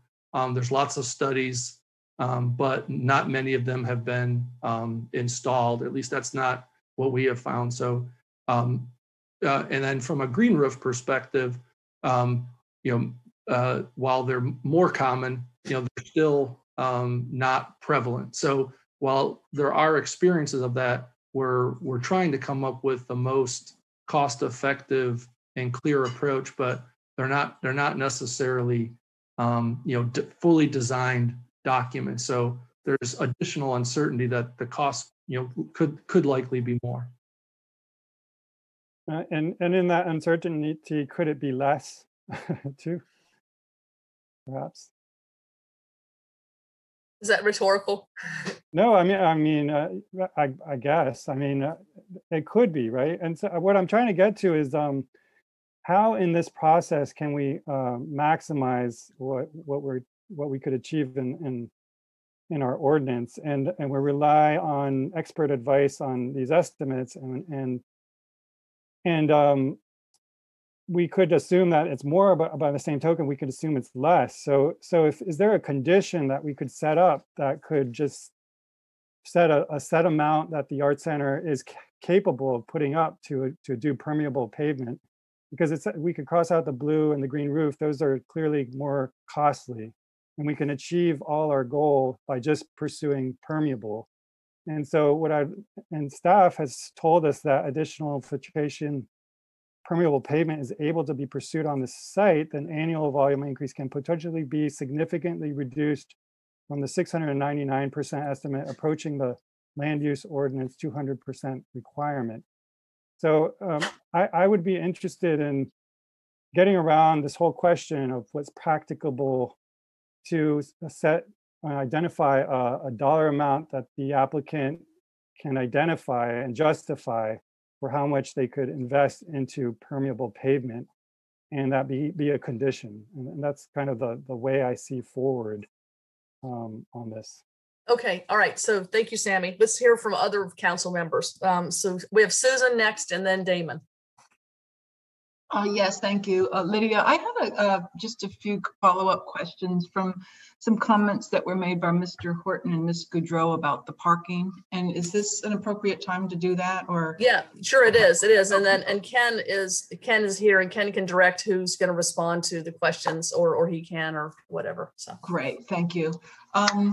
Yes, so before I begin, I did want to just make one comment. I really appreciate the Art Center, the outreach you all have done to the neighborhoods with the door-to-door, with the 6 community feedback meetings that you all held. And clearly one of the speakers tonight, one of the neighbors, really appreciated that too. So I wanted to thank you for that. It's hard work, but it's important work. So my question is looking for anything that we can do to try to relieve the overflow parking. And one of the things we talked about in our last meeting was to double the number of bicycle parking spaces, going to 16 spaces, half covered. And I wanted to follow up on that to see to what extent that was going to be possible. We're meeting that, Susan. Oh, great. Great. I believe in the late, and Preston and/or Jeremy at Coulter Jewel can confirm that, but I believe we made that accommodation. So there's no, and just to be clear, there's no parking required for the LUO, and we're providing 16 spaces. That is great. We need to change our ordinance, but we appreciate that all the same. The second thing I wanted to ask about is of course, we also want to make this more accessible for people who want to be walking to the Arts Center. And one way to do that is to be providing more lighting, especially at night. And I could not remember if this came up in the previous meeting, but what would be the possibility of trying to provide more lighting during the nighttime so folks felt safer leaving the Art Center and walking to a nearby parking space or to home or to a restaurant?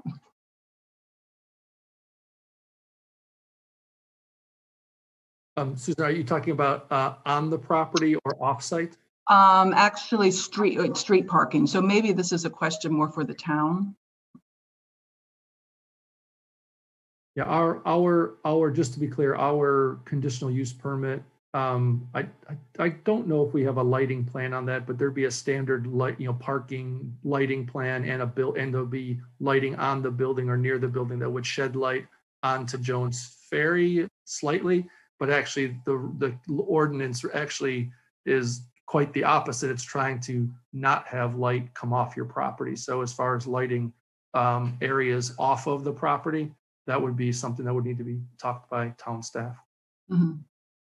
Can I just interrupt, Susan? So Marty and or James, has there been any discussion around this, either leading up to this or with the advisory boards or whatever, just in terms of an understanding of what the town, I guess that delineation between town responsibility and, applicant responsibility around the parking and around the lighting? Is there any clarification either of you all could give us, even if it's just telling us the facts? I'll jump in and say my understanding, and I'll welcome the Arts Center team to jump in behind me and again, correct me if I get something wrong or add to what I say. During the joint review discussion, and I believe on some level, maybe it was touched on during the last the first public hearing for the project, that they have tentative agreements, and they can clarify the right term there to use. Tentative agreements with either Wilkinson or ACR next door and or OWASA to provide satellite parking spaces. And I believe the intention all along has been to avoid parking spilling over into the Lincoln Park neighborhood, along Prince or other streets themselves. And with that, if James has anything to add that he knows that I haven't said, go ahead. Otherwise, perhaps the Arts Center team can clarify or confirm what I've said. I don't have anything to add about the on-site parking. The off-site lighting. But as Kenneth did say, within the plan, there is a lighting plan. And within our ordinance, there are basically foot candles that can't surpass property lines. But this project is meeting the requirements on site for all the LUO requirements related to lighting. And I guess ultimately what I was trying to say was that if those tentative agreements are realized, the lighting issue would essentially be adding lighting to the Jones Ferry Road corridor if needed, as a public matter, or asking them to do so as a part of the project. Thanks, Marty. Go ahead, Ken. Yeah, I'll just say just two comments. So if everyone recalls, we had a larger building with I would say a tighter parking requirement. Because of budgetary concerns and limitations and constraints, we've actually reduced the size of the building. So the parking reduction that we're requesting is less. There still is a reduction. So we think the reliance on offsite, call it remote parking, is less than where we were before. So we think we've moved in the right direction. We do have an agreement, informal agreement with Wilkinson's to use their parking location after hours if needed. But I think Susan's question was, I think, similar, which is, what about the spillover? I think we talked about at the last meeting that things like, parking management, help from the police department about enforcement, special event type operations programs with the Art Center, I think those are all conversations we'll continue to have with the neighborhood so that parking doesn't become an issue. As far as lighting, Jones Ferry is an NCDOT road. So there's limitations on what that can be done or coordination with the DOT as opposed to Barnes or Prince or something like that, which is controlled by the town. All right, thanks, Ken. Susan? Thank you all. This was really helpful. And then I just want to add one short comment. At our last meeting, it was mentioned, we talked that there is the LUO allows up to 40% of this parking spaces to be compact. And I guess you all had done the math and that only added 2 additional parking spaces. And so it was sort of like, not sure, if it's worth it, but I'm just going to put in my 2 cents that I would encourage you to do it. It's brings us 2 more spaces closer to compliance. And also it's rewarding those who are driving smaller cars. So I'll just put in my 2 cents that even though it's 2 spaces, I'd love to see them.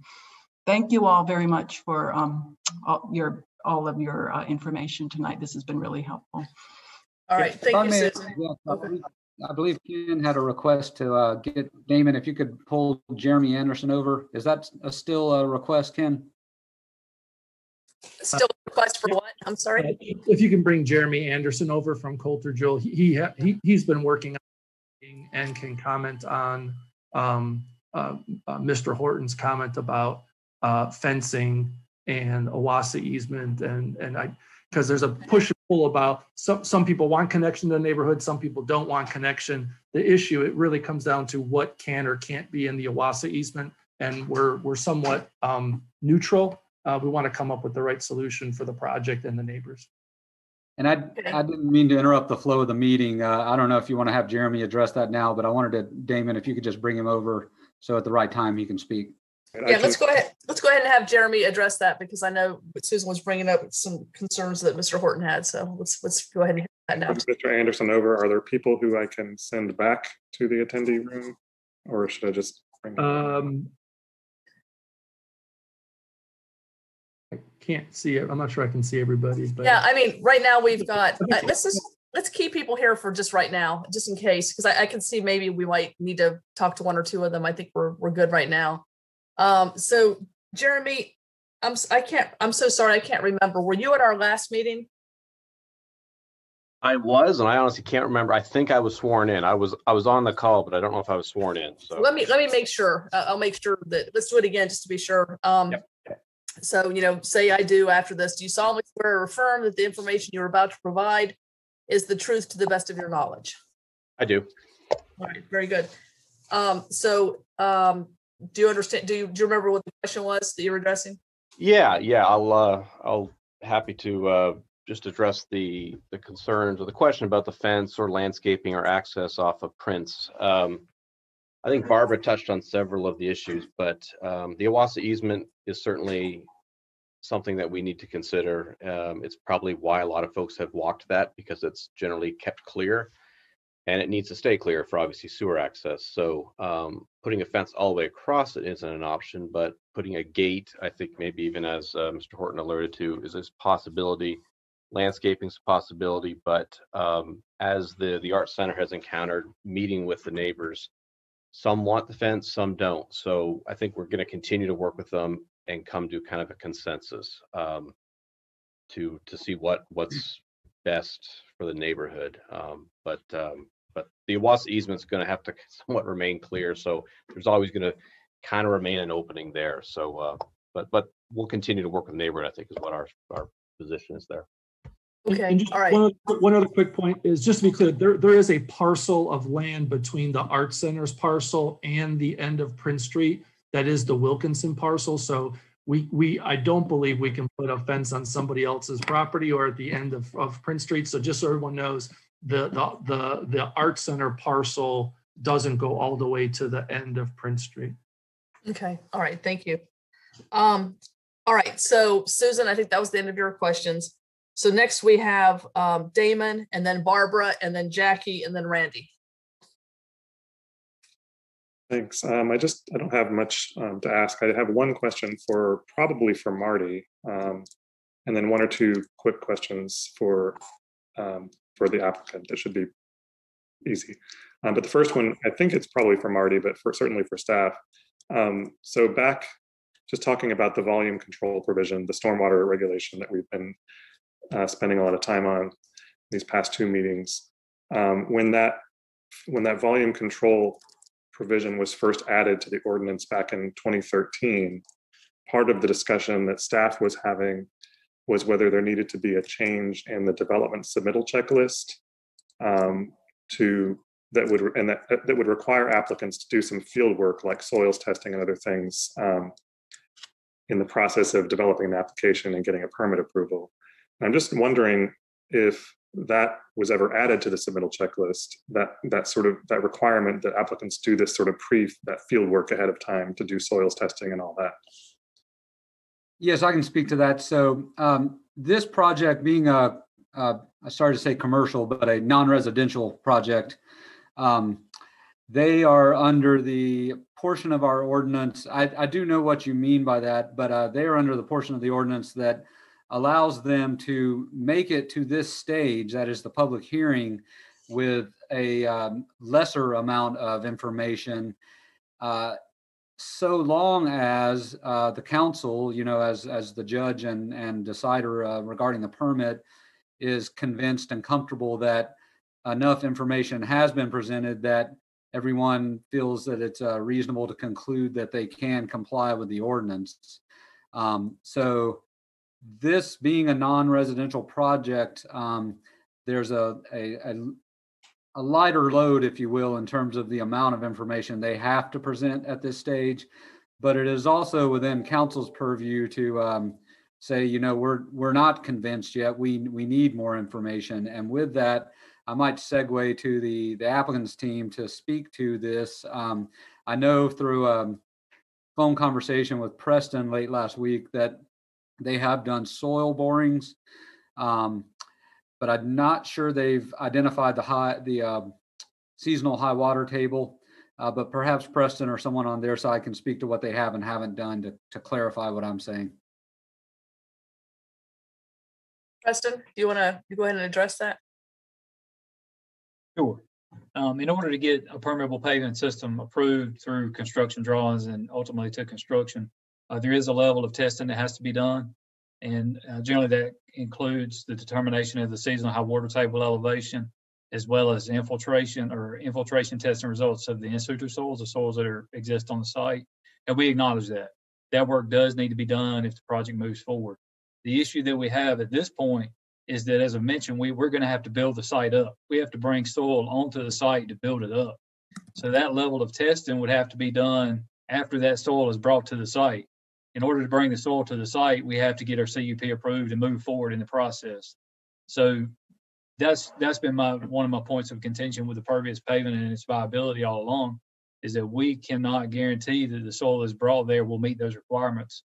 And then once it is brought there, it has to be compacted to meet both backfill requirements for utilities and pipelines that go in the ground, as well as to provide a stable subgrade for the parking lot.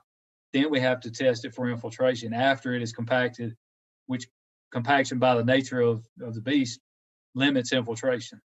So we're in a circle, we're kind of caught in a circle with that,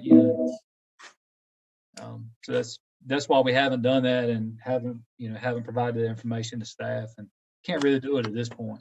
Right. No, that's really helpful. And it sounds like there's that technical issue with permeable pavement, but also there's a sort of issue with the way that, as Marty was responding, because of the kind of project it is and so on, that the applicant isn't required by our process to do that work up front.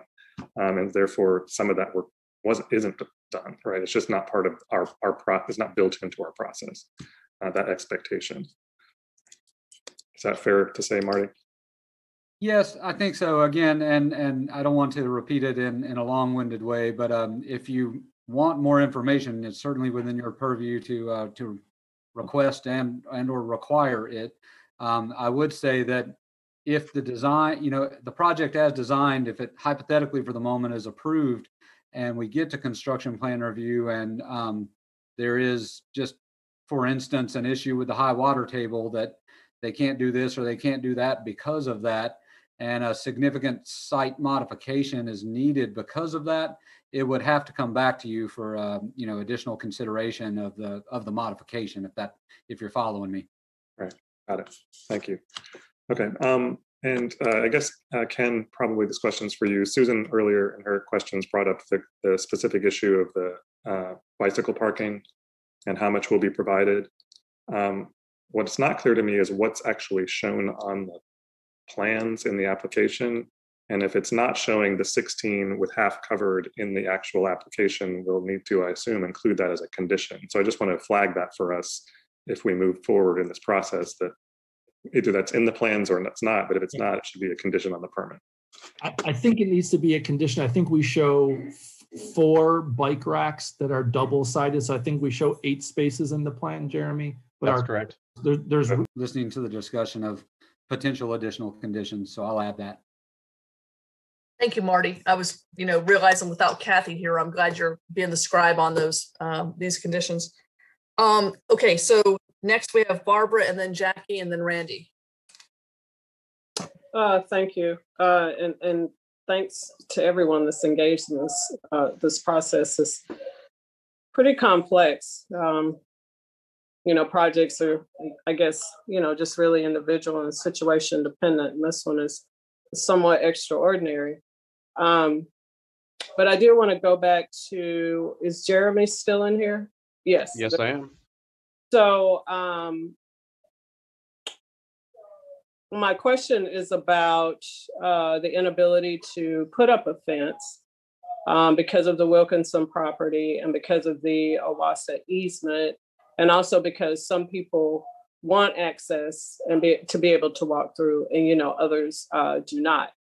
And so I understand all of that. Could you kind of go back over some of the things that you are considering, just taking into account, those 3 things that I just mentioned? So in terms of gate, I'm sorry, I heard you say something about a gate, and yeah, I think a gate is something that I believe Owasso would allow, but we're not talking an opaque gate that probably a pipe rail gate or something like that somebody could easily hop over, hop under, but it prevents vehicles more or less from driving down it, and then Owasso would open up as needed.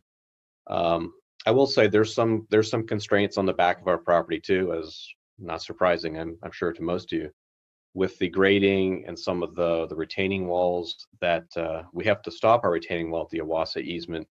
But there are some grades coming off the back of the parking lot. So even if the neighborhood desired to keep the path open, and again, of course, they're crossing Wilkinson's property from Prince Street to our property, as Ken said, there's still a bit of a grade challenge they have to maneuver to get from the Owasso easement on Wilkinson's property up into our parking lot, and then presumably traversing the sidewalk in front of the Arts Center. So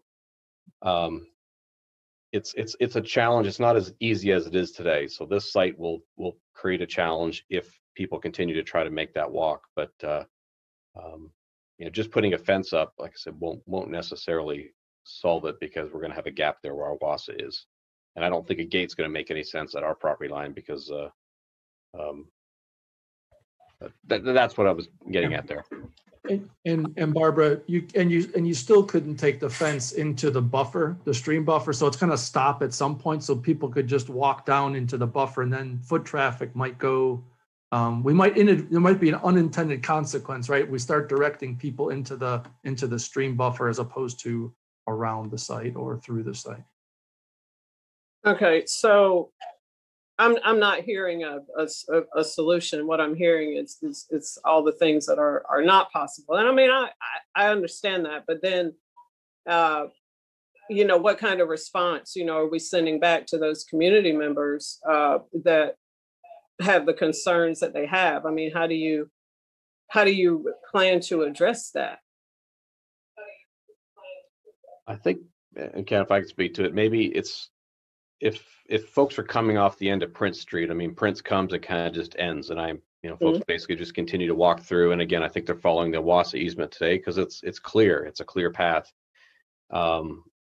maybe it's signage, maybe it's a gate or something on the end of Prince Street. If the neighborhood desire was to stop folks from walking there. But I think there's several folks in the neighborhood that like that connection. So I think the commitment was to continue to canvass and work with that neighborhood, a small group, and say, what's the consensus? What can we do? We're just making it clear that if everyone wanted a fence and prevent anybody from walking there, it might be very tricky to do because of the easement, because the grades, because the stream buffer, as Ken says. So, we can put additional landscaping back there, but there's a property between us, so we're just kind of buffering that existing property that's there. So I think maybe signage, gating, something like that at the end of Prince Street may be the most benefit to directing folks, if that's the goal. Okay, so I understand that. Is there any way to get that in as a condition? Or is that too tricky?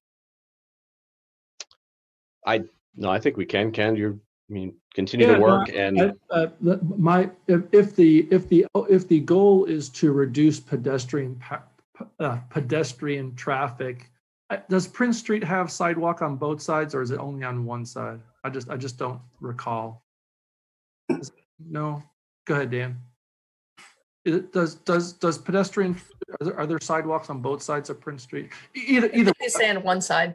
On one side, yeah. My thought would be, to make it less easy, right? Having a barrier, blockade, signage, something at the end of Prince Street, and then having some other obstacle, whether it's fence or landscaping or topography, at the edge of the Art Center Wilkinson property. Someone would say, look, it's just a pain, right? I got to get by this, I got to get by that, and that'll change people's behavior. Will it stop everybody? No, because they could just as easily walk on the other side, right? So I think that's the direction I would go, Barbara. And I think the other part is just some enforcement from a parking perspective. I don't know if Mr. Horton's concern was all pedestrian traffic or really pedestrians that are the result of parking. That might be more, that maybe there's something that the town could help us with, because I don't think I don't want to speak for him if he's on, but it's not just people walking through the site. I think it's people walking who might be parking in the neighborhood,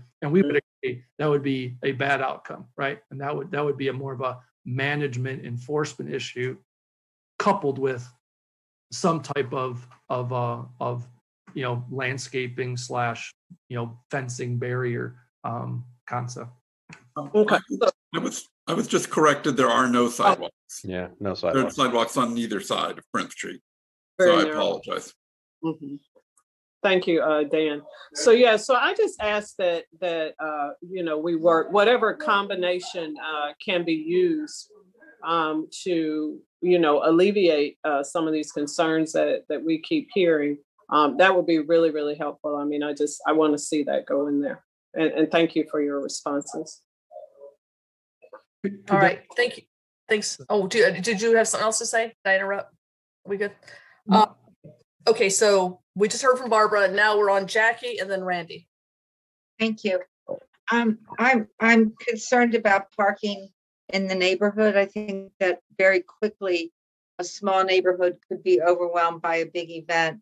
I know that for events that don't last very long, like the music festival, that downtown neighborhoods kind of grin and bear it for a while, but it can be difficult.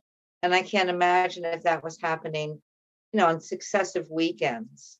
So the more successful the Arts Center is, which we hope it will be, the more of a pain in the tuchus it's going to be for the people in the neighborhood when it comes to parking. So I really want to put in the record, and I want the town to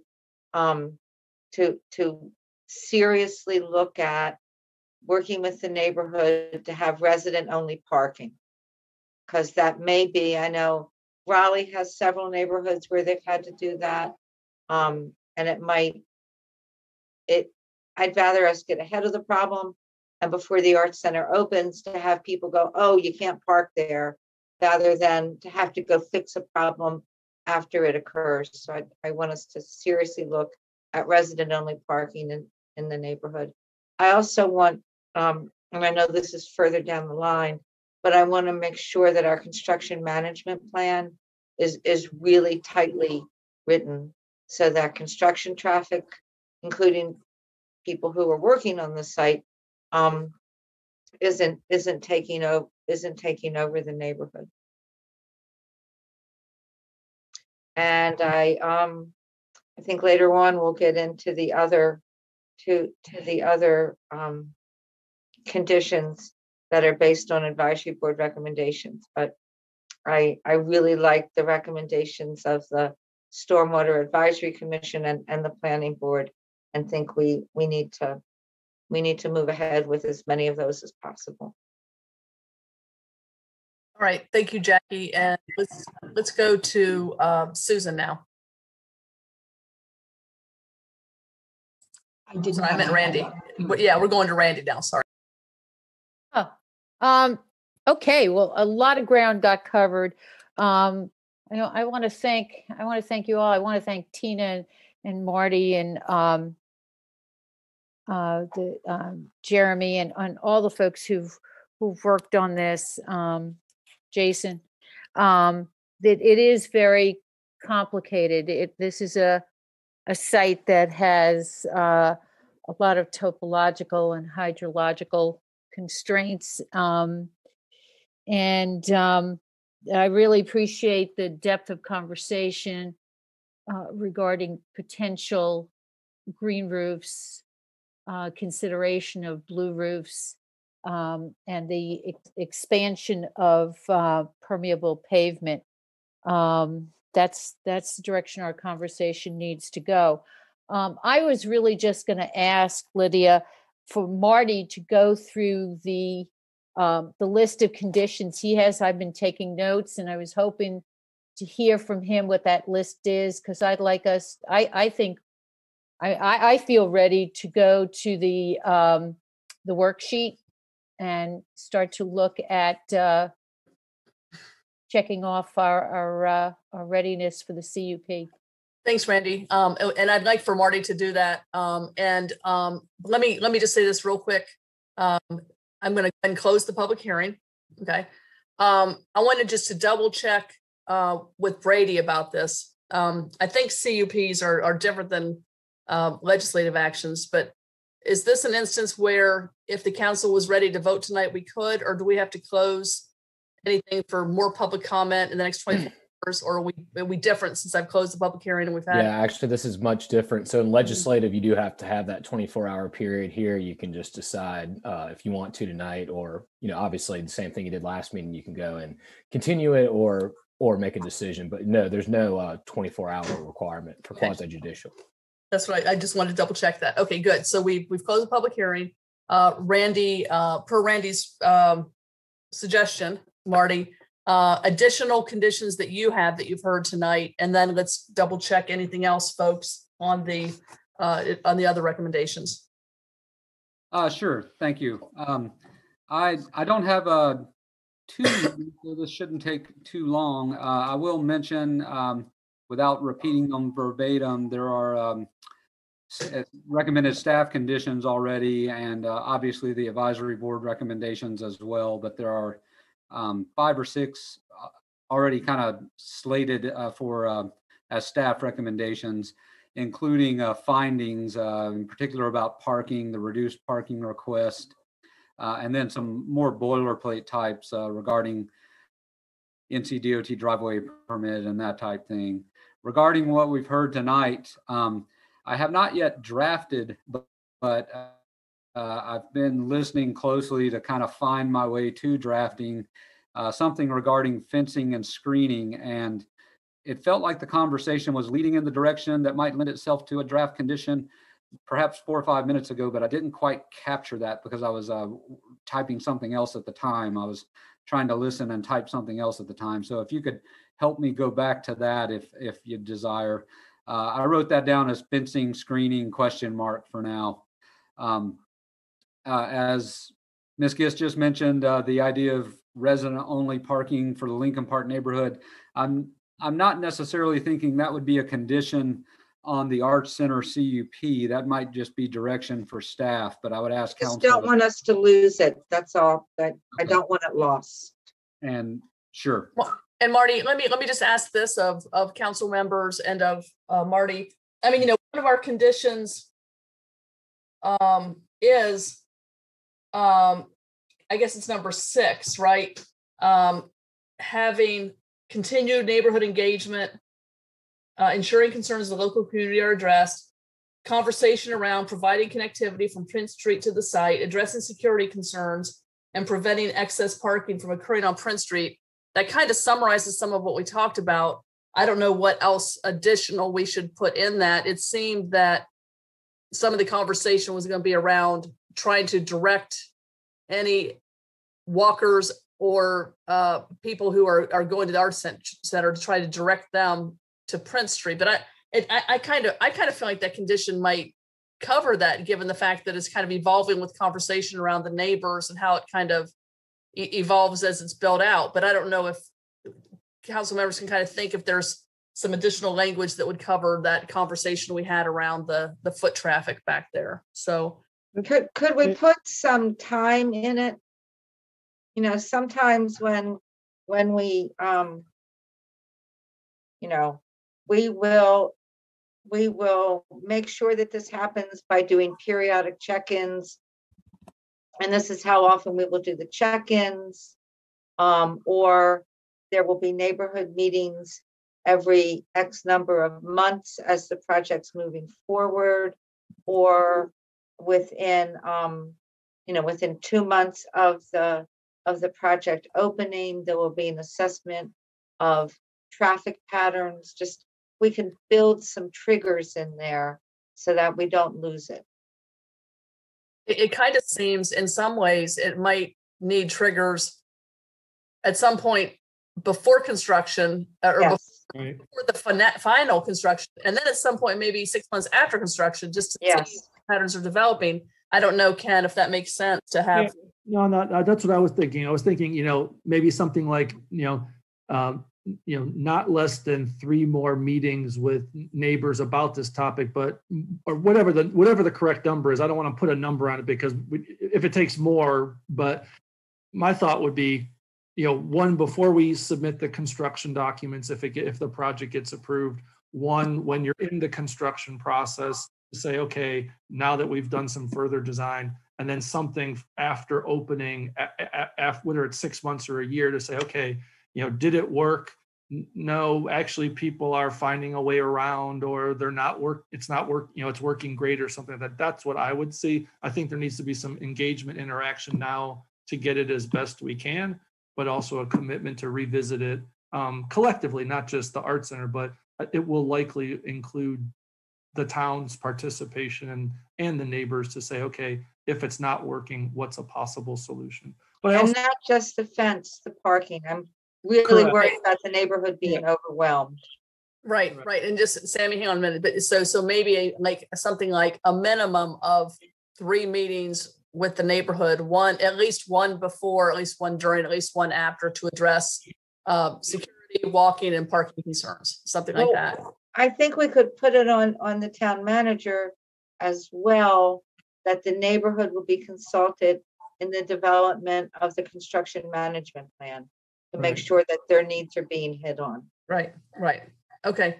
We're continuing on, I think, with these conditions here. Sammy, you want to jump in on that condition? Yeah, I just wanted to jump in on that. I mean, it's one thing to have it nailed down as to what the process is, but I would also like us to somehow guarantee the outcome, especially since the developer expressed ambiguity on what it is and just really wants to hone in and do what the neighbors and the town wants.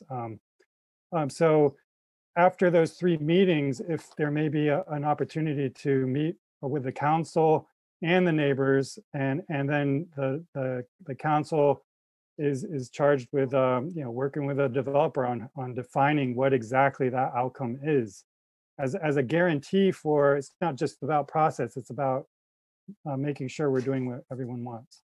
Well, I think a couple things. If we put it as a condition in the CUP, then it has to happen. I mean, that's a way that we assure that's going to happen.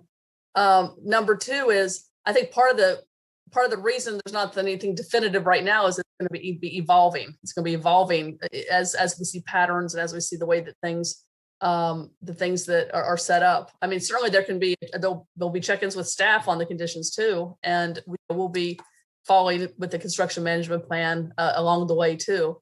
Council members, I'm getting a little bit concerned here for just a minute. I know we're kind of working our way through.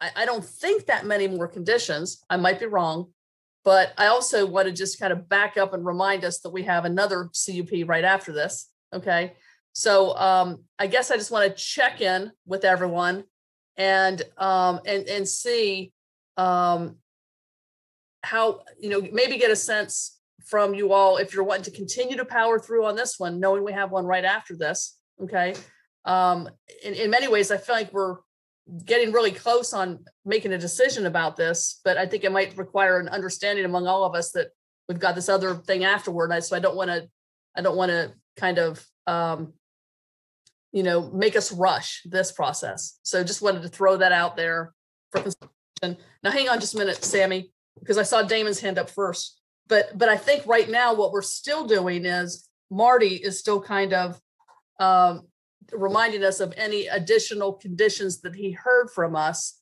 that weren't already listed as conditions. So Marty, are you still around? Hey, I'm back. Yes. Okay. All right. So how many more conditions do you have to tell us about that you've heard about tonight? I know, go ahead.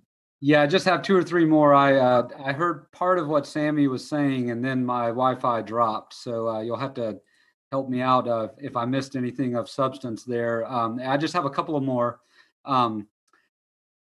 Let's see. Let me find my way back to this. So, and some of what you were just talking about, yes, we will be doing a construction management plan with a neighborhood meeting for that. So some of this might be incorporated into that, but I welcome a condition that provides specificity in terms of what needs to be in that construction management plan. And that sounds like what we were talking towards here. Parking, satellite parking, whether there needs to be, this was just something I'd flagged for possible discussion if I hear more, whether there needs to be any particular requirements related to obtaining more formal satellite parking. I thought they had already done that as part of their. Yeah, that's already. I thought this already. One of the neighbors. I think it's already done. Are you guys hearing me? We are. Are you hearing us? Okay. Okay, I'm back. Sorry, guys. It keeps coming and going over here. And yeah, if Marty, if it keeps coming and going, take off your video and just talk. Okay. Okay. Yeah, if that happens again, I'll see if that helps. Yes. So yeah, I was talking about satellite parking. I think you heard that. The next was the bike parking condition, and I have at least the beginnings of a draft for that. And then the last one that I have, and there's been discussion about this, but we haven't really gotten to the point where it might be formed into a condition, and that would be regarding this language we've been talking so much about, maximum extent practicable for stormwater volume. So. Okay. All right. So here's y'all. I mean, I hate to say this. I hate to do this, but it's 9:30 at night. We're hearing several conditions here that we don't have any of the wording for. There are some conditions that still seem kind of up in the air. I feel like we're very, very, very close to getting to this worksheet, but I'm feeling a little uncomfortable not being able to see these conditions written down, and Marty's breaking in and out, and I'm not really seeing it or anything. Damon. I agree with you. I think we are very close. As Randy said, we're ready to get into our worksheet. I agree also that we need to have written conditions to look at, as we're going to be including conditions in the permit. So I think it's a good idea to just remind folks that we have closed the public hearing and that this needs to come back to us for a decision to work through the worksheet. And that's it. We're not, that's where we are in the process. Yeah. And I know this is a little frustrating for everyone, but I feel like we've gotten a lot done tonight, but I want to make sure we don't rush this because, I want to see what all we've done here. And it's been there's been a lot going on here. So. Yeah, I think it's been very productive. Yeah. Mr. Manager, when would we be able to continue this to next? Well, your meeting on the 16th is pretty packed, and then you don't have we wouldn't have it on the 23rd. I mean, we could, Marty, can you be ready for the 16th if we move some stuff around? I believe so. We'll have, I was prepared to screen share and kind of edit on as we talk tonight, but yeah, it would probably be better to bring back a good, more formal draft that could then be edited from there as well. So next week. All right, so next week, we'll come back with the intention of being able to look over these conditions and be able to work on the worksheet. Now, I see Barbara, was that what you asked? And I saw your hand up. Yeah, I was just was listening to Damon and just clarifying that the public hearing is closed and that when it does come back, it's with understanding we're looking at the conditions to make sure they are as we want them and to go directly to the worksheet. Minimal, I'm presuming. So correct. All right, Ken, I see your hands up. Yeah, I would like to make two. Wait, you're breaking up. You went on mute by mistake. Sorry. So I meant to hit the lower my hand. Sorry. So two things. One is, I just want to take a moment and appreciate everybody's time. We are exceeding some of the LUO standards. I think that's important to note about tree canopy cover and even on the stormwater side of things. While we're not meeting some, there is this wording maximum extent practicable, and we're hoping we're demonstrating by the evidence in the record that we're getting there. I'd say the other thing is, as far as conditions are concerned, can we take 5 more minutes to go through generally? That I think that'll help Marty and staff understand which ones need more fine tuning, which ones don't, so that we're clear. I know that's one thing that can be really a struggle for staff and for the applicant, understanding from the board which ones need more work, which ones may be okay. So I know we may not wrestle all of those issues to the ground, but could we get a sense of what those are, or do you want to further discussion on the 16th? I think we need to see them written out. We need to see everything we've been talking about tonight written out. I know you're in a hurry, but I think Lydia's original way of let's see them all written out, have time to digest it, and then we'll come back next week. Okay, and so I think we're going to do that, but I guess I would just ask this question.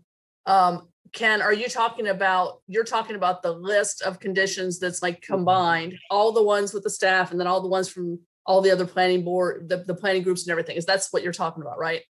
Correct. And then which ones need further refinement or which ones okay. Further discussion, excuse me. Okay, so I think, I think that discussion has to happen next week, because for every one of those, we'd have 7 opinions perhaps on this, and I think it would take a little while. Yeah. But I don't know that there are that many that are really in that category that you're talking about, honestly. Damon. But I mean, maybe I'm misunderstanding, but there's really only a handful of conditions we're talking about adding over and above the staff conditions that were already provided in the packet. So it's not a raft of 20 or 30 conditions. It's like 5 or something, right? I just want to make sure we're not talking about going back and pulling every single recommendation from every single advice. We've honed in on the ones we want, and those are the ones Marty's going to draft for us. Right. In fact, I guess, yeah. So Ken, to that point, even if the advisory boards have made them, we've pulled up the ones that we have thought, Perfect. Yeah. Okay. Thank you. That's helpful. Thank you. All right. So can I have a motion to continue the public hearing to next? Lydia, could I just raise? I mean, wait. I've I'm been so sorry. raising my Wait, hand just a for minute. a while now. Moved by Jackie, seconded by Barbara. All right. What's your question? Yeah, I've been trying to speak because to Ken's point, there's a lot that's been recommended by the advisory boards, and I don't necessarily agree that we have addressed many of them. I was thinking we were going to have that opportunity to speak to them. I'm fine with us moving on to the next meeting. However, I would like the opportunity to clarify with staff on these recommendations, maybe over via email, to bring forward at that meeting some conditions that I haven't had a chance to speak to, that I don't think have been captured. I don't want us to move forward and say that window is closed because there's a lot in here and I feel some of it hasn't been addressed.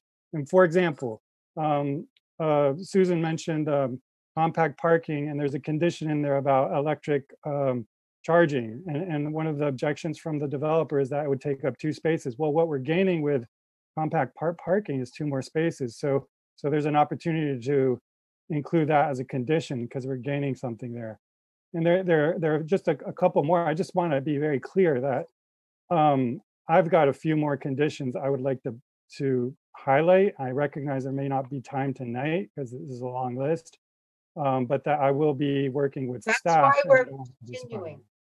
Yeah, okay, so we're continuing, but to your point, Sammy, what you're saying is that there are recommendations by advisory boards that you want to ask the applicant if they would agree to those conditions or not. That's what you're saying, we've already right? done that, and that they've responded, agreed or not. And that the question now is how do we, which one of those are we going to focus on and convert into conditions, which is what Ken was asking.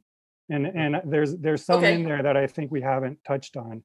And I that's would and like that's to have the opportunity to speak. Yeah, and that's part of our question next. That's part of our discussion next. Okay, so I'll be able to do that then. Thank you. I just wanted that clarification.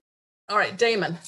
So thanks for Sammy for raising that, because it's good to know that you have some still in mind that you want to raise. I would just ask that if we're going to do that in the next meeting, that if folks do have conditions they want us to consider, please come forward with them ready to go. Like, let's not, I mean, at least getting them close to where we can have a discussion about what exactly we're deciding on, because I think what we'd want to avoid, including tonight and next time, is editing on the fly, right? Like, I think that's where we start getting into a lot of difficulty. Right, and the reason I asked for that matrix with responses from the developer is precisely so that we could have maybe done that tonight, but we're not. We received this at 5 o'clock today.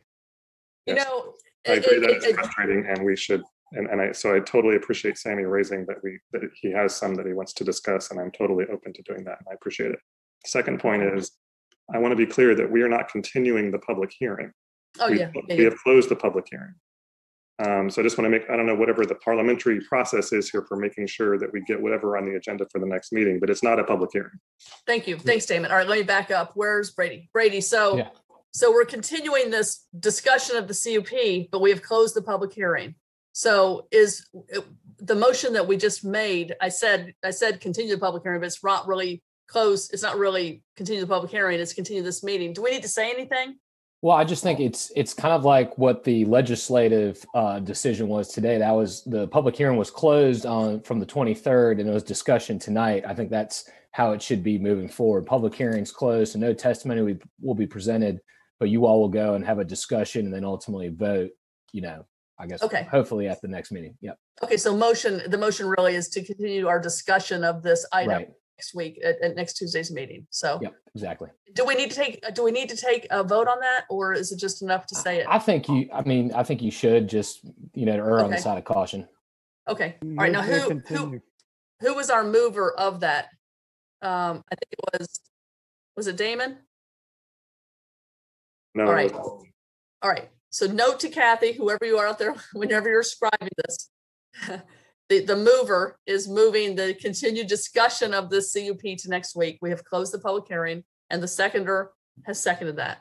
So all in favor, say aye. Randy? Aye. Barbara? Aye. Me? Aye. Susan? Aye. Sammy? Aye. Jackie? Aye. And Damon? Aye. All right, great. We'll see you, Ken. See you guys next Tuesday then. All right, thank you. All right, Mr. Manager, next item. Okay, so the next item on your agenda is the continuation of a public hearing for a conditional use permit for a watershed residential subdivision located at 721 Jones Ferry Road. Mayor.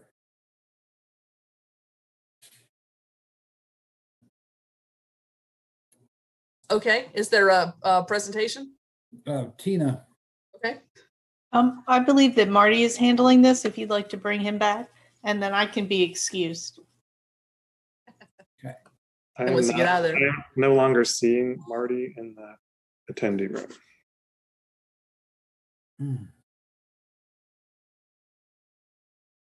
Yes.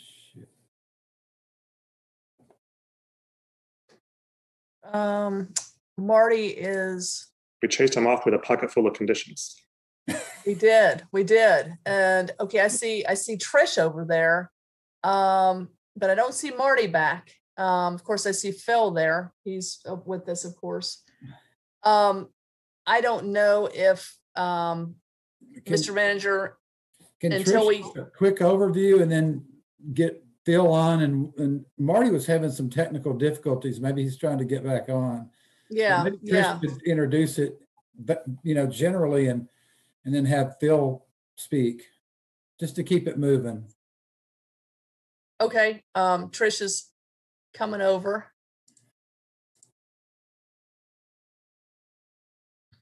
Sure. Hey, Trish. Hi there. Good evening, everyone. I do not have a presentation to show you, and this is a quasi-judicial hearing, of course, which I can very briefly summarize the request that's in front of you. This is a piece of property. I think it's just a little over 7 acres. So anyway, I don't want to start until you decide. Marty is trying to text me at the moment, so I'm checking on his status. Okay, I think so we want to open up this item and get it rolling if we can. But if we on Marty, he usually, he's the one that needs to kind of set the stage for us, right, before we then hear from the applicant. So yeah, we did. You did open the hearing last week. He is rebooting to see if that fixes his connection, and I can certainly give you a brief overview of this agenda item and the report that we have related to it, but I just don't have any slides to share. That's okay. So if that's what you'd like me to do, I can start. Would it be helpful? Would it be helpful at all for Marty to email us the even though you haven't seen it, but for him to email us the slides, and then we can just have them go if he can't get back on? Or well, I think that his computer he's rebooting, so he's just not even connected at the moment. But he's trying to see if that fixes it. Okay. So I think if we does anyone have a poem that they'd like to share? I'm always inspired by your doing that, Lydia. So whenever we have Fred did a great job earlier tonight. Yes, absolutely. I guess we could just take like a 2-minute break, y'all. So Does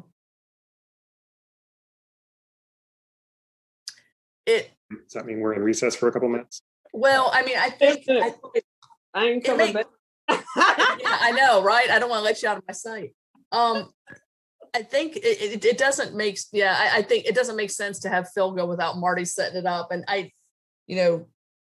Now I can pull up the application that's on the web as part of the agenda item, and I can walk through the, I can show the staff report or the plan, either way, whichever, if that would be helpful. Would it be helpful in any way to go ahead and just have Phil make his part of the presentation and then have Marty go after him? Or do you think that's in reverse doesn't make sense? I don't know what his comments might be. I did hear part of the presentation to one of the advisory boards, but I don't think I heard Phil. So I think if you want, I don't think there's any reason that wouldn't work. Marty said he's back actually at the moment. Okay, Marty's raising his hand, Damon. Yeah.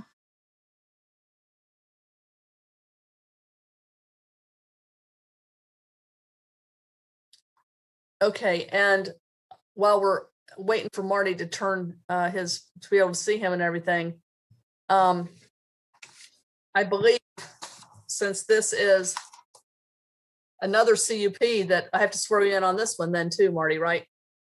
Yes, that's right. Yeah. Yes. Thanks let for me your go- patience, everyone. I just rebooted entirely. We'll see if that helps. Okay, well, we're ready to hear all about this CUP, but first let me go ahead and go ahead and swear you in. May as well swear you in too, Trish, in case something happens and we need to have you talk. So say I do after I read this. Do you solemnly swear or affirm the information you are about to provide is the truth to the best of your knowledge? I do. I do. All right, great. All right, take it away, Marty. Okay, I'm pulling up my presentation. I had it all ready to go, but when I rebooted, I've got to dig it out of my directory tree again here. Find the file. It's opening now, if you'll give me just a quick moment. Okay.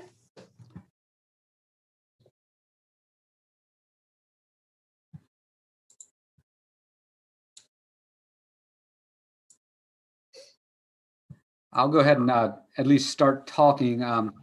I didn't have a very lengthy presentation anyway, but considering the issues I'm having, I'm going to try to hustle through this, and then we can you can ask me questions. We can go into more details about anything as needed, if that sounds okay. So it's the PowerPoint is opening, and I'll screen share as soon as it's fully open. It's a watershed residential subdivision at 721 Jones Ferry Road at the southeast corner of Old Fayetteville Road and Berry Hill. The road changes names there, and Jones Ferry Road at that intersection. And my presentation should be shareable now. Okay, are you guys seeing that? Yes. Great. Again, I'm going to try to just keep moving. 721 Jones Ferry Road.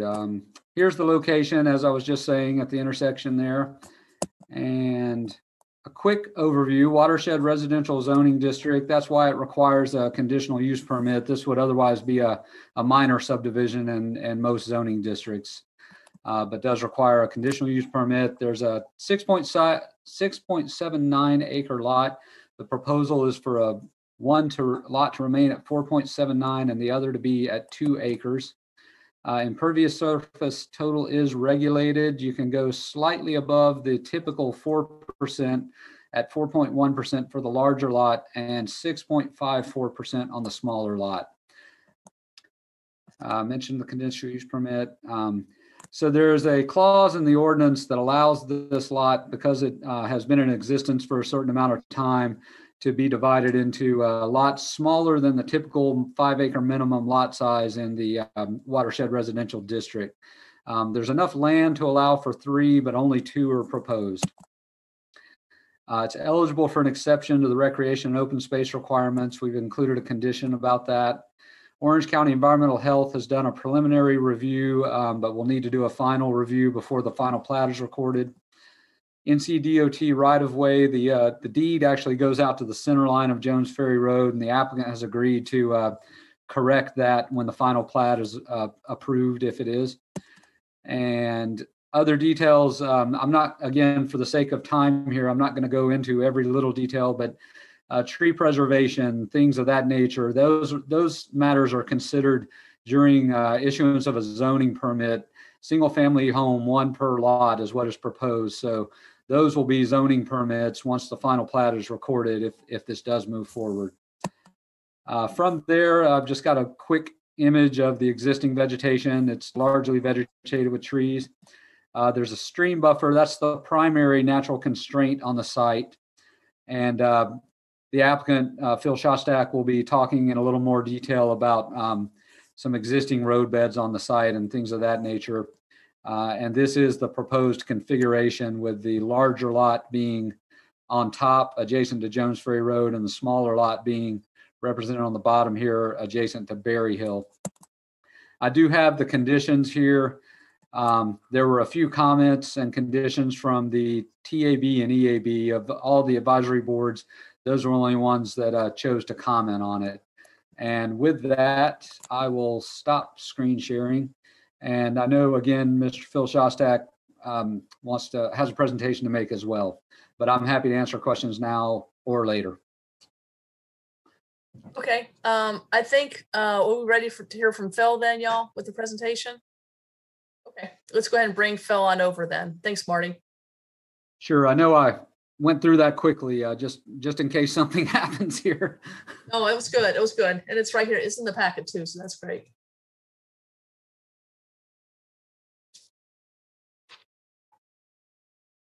So, hey, hi, Phil. All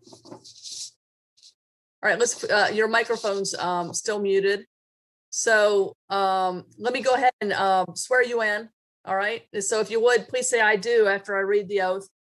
Solemnly swear or affirm the information you are about to provide is the truth to the best of your knowledge. I do. All right, great. You can go ahead and take it away. Okay, let me just share this.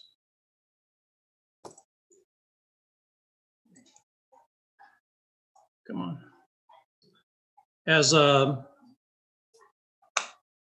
for some reason that is.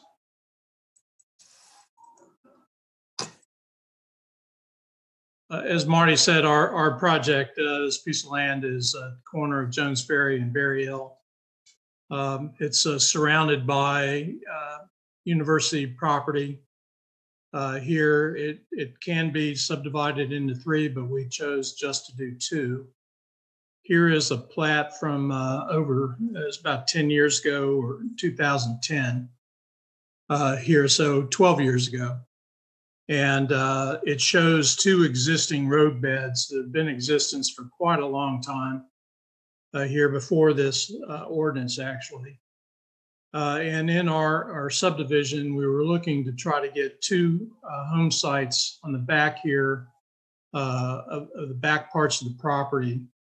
And through the EA board and others, everybody wanted us to use the existing road beds as our driveways into this. And we are limited, obviously, quite a bit with impervious surface, particularly with the smaller one, but we do have a road bed that takes us all the way back to the back property here where it really is the most beautiful. Up front here is pretty junky, plus it has a 30-foot power easement through that. So we are not crossing any streams. We are just skirting through the drainage area or through the buffer. We have a preliminary site plan of suitable soils, which you can see are back here where we want to put the houses. There are some conditional soils up front along Jones Ferry Road. There really are no issues here as far as conditions that we were objecting to. It's a pretty simple subdivision. We have 2 basically 3,000 square foot homes on here, and we're using ribbon type driveways to get to the back to a parking area. But we have very small footprints for these buildings, these 2 homes to make sure we can meet the impervious surface requirements. Other than that, I really don't have anything else to add to the presentation. I think it's pretty simple subdivision in a very sensitive area. Okay, great. Thank you, Phil. And I should say the public hearing is open for this. Do we have any questions, y'all, initially here for Phil? And then I want to check also in the audience. I don't believe I had anyone signed up to speak on this, but also just want to make sure and see if there's anyone in the audience that wants to speak on this. Randy, go ahead. Yeah, thank you, Marty, for rebooting and joining us, and thank you, Phil, for being so patient and waiting to share. The question I have, and I thought this was going to come up in the Environmental Advisory Board, but Marty, Phil, is there any kind of regulation on the use of pesticides or fertilizers or other potentially harmful chemicals in proximity to University Lake? Because the way the topography is, everything is really just draining in that direction. And I thought that question came up before, but I could not find in my notes or in the advisory board comments any evidence that it has been asked previously. Yes, I can speak to that briefly. I don't have a conclusive response to give you, but as information, something that I didn't actually mention in my presentation, and your comments are bringing it out, was we've discussed annexation, possible voluntary annexation into the city limits. And unless Phil corrects me, I believe the applicant or the potential owner is inclined to not annex. So as long as it remains outside of the city limits, that matter would be governed by the county, not the city. That's kind of the long and short. So we would need to check into that more in terms of what county regulations may exist for that. And are there any regulations in terms of OWASA?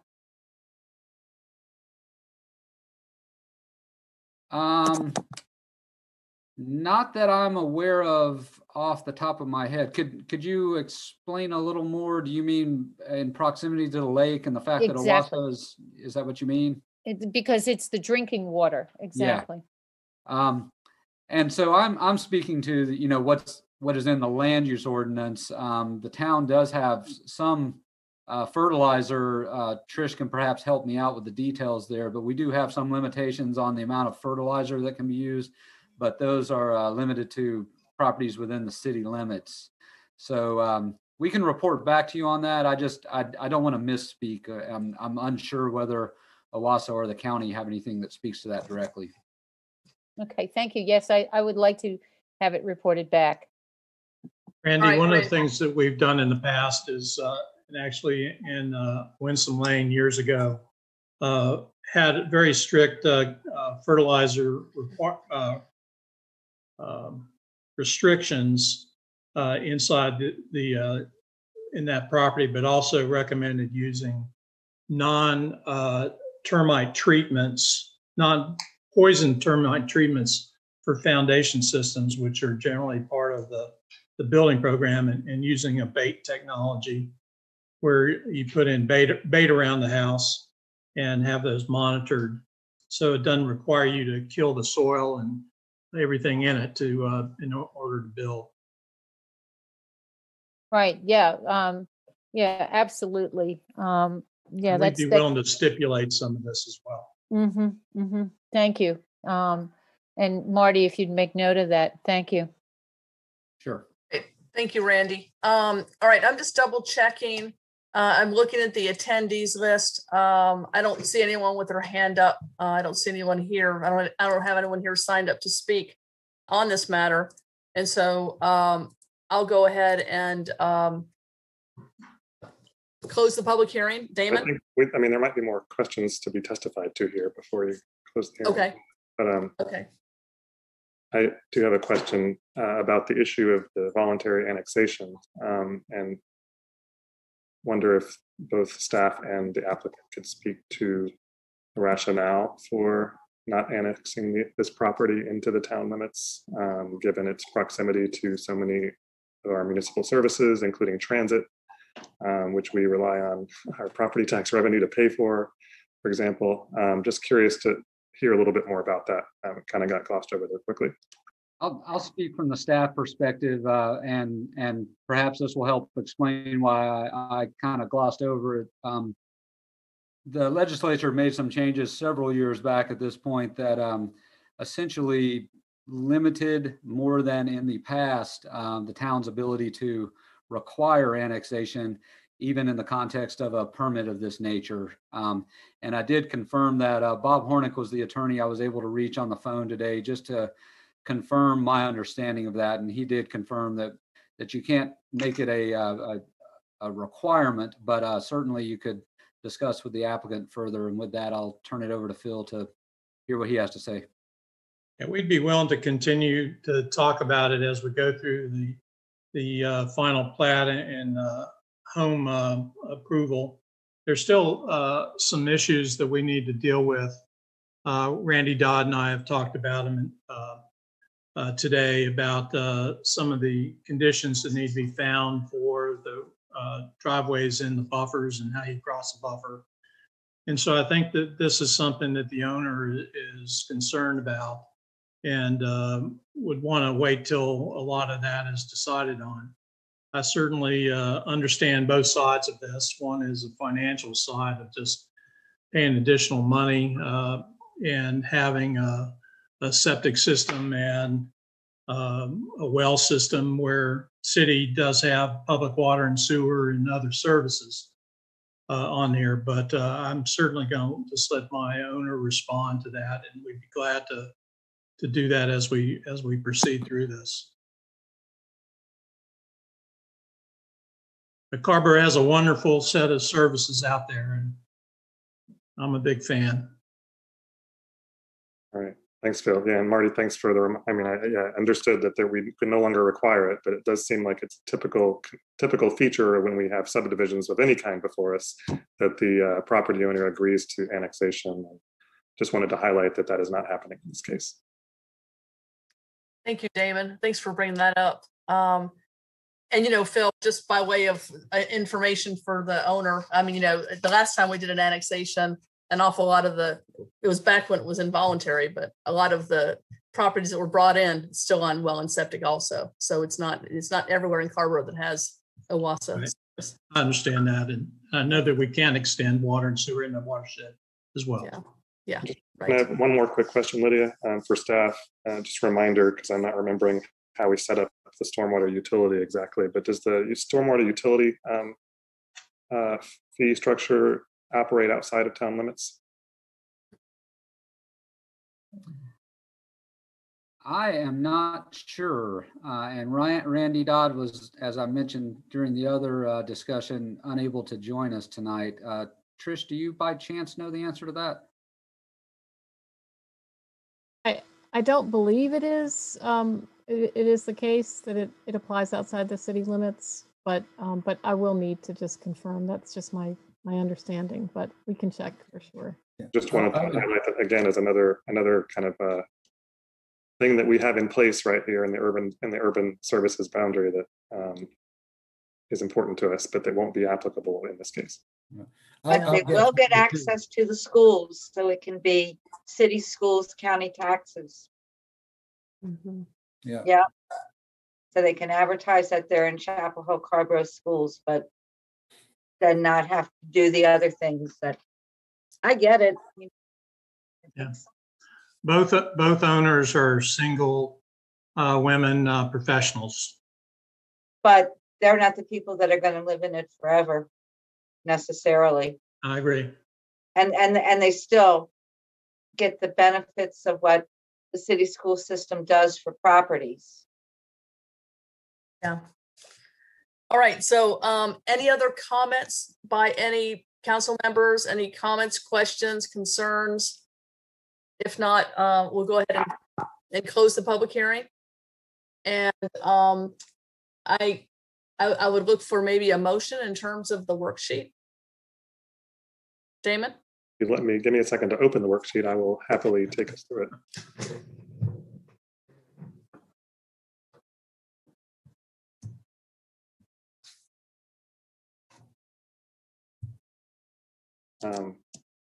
Because I'd like to move that the application is complete.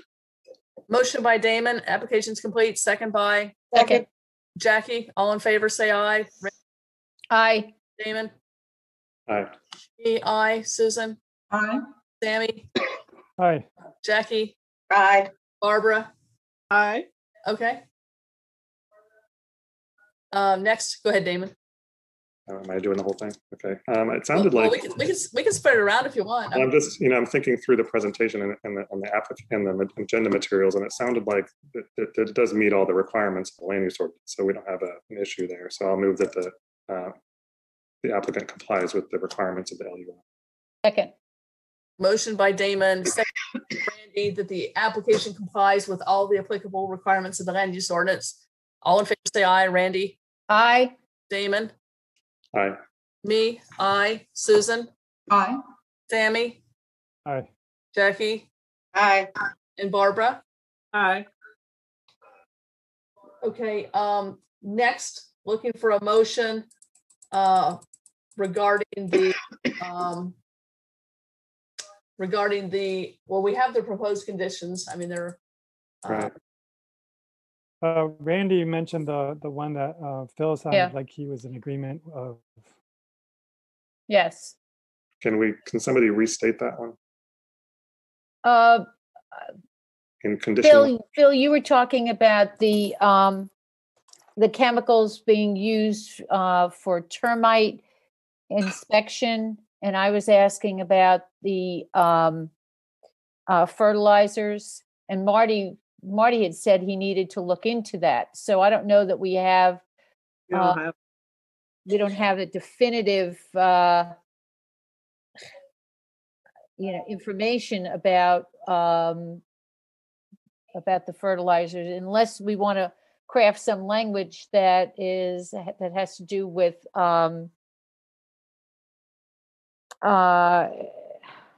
Well, I'm not sure how we do it. Could be the Yeah, Randy, termite. I think it's definitely the case that our regulations on that matter do not apply outside of the municipal limits. So I think we would want to add a condition that reflected the applicant's willingness to follow some rules around the use of fertilizers.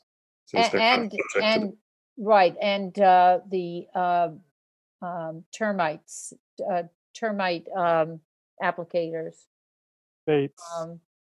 We'd be glad to follow city guidelines on, or town guidelines on. Well, then maybe that's what the condition is Yeah. that, right, to follow the town guidelines on fertilizer. town regulations with respect to fertilizers and Well, termite baits isn't included in town regulations, so we'd add that. We'd have to add that, and that was what Phil had recommended. He Yeah, said some building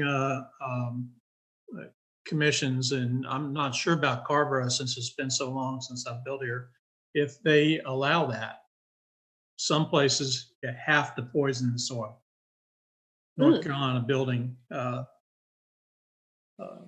requirements. Yeah, and that's what Marty said. I think he said he'd look into. Or Yeah, but we'll be glad to, prior to final plat, have a homeowners association or whatever guidelines on what can be used, or be glad to come up with some stipulation there that will follow the property. So it sounds like there's two really separate conditions here. One is that the applicant agrees to follow town of Carrboro regulations with respect to fertilizer use. fertilizers. And then the second is that the applicant agrees that prior to final plat, that they will come up with some rule about what can be used for termite mitigation prevention. And bait. Okay, so Phil, you agree to those two conditions, right? Sure do. Okay. So can someone make the next motion in terms of? Yeah, I move that the permit, if the application is granted, the permit shall be issued subject to the following conditions. First, the applicant shall complete the development strictly in accordance with the plan submitted to and approved by council. That's a boilerplate one, I think there. The second one is, do I really need to read that part? I think we have these two that we just read. First is that the applicant the permit will be subject to the condition that it's the town's rules with regard to fertilizer.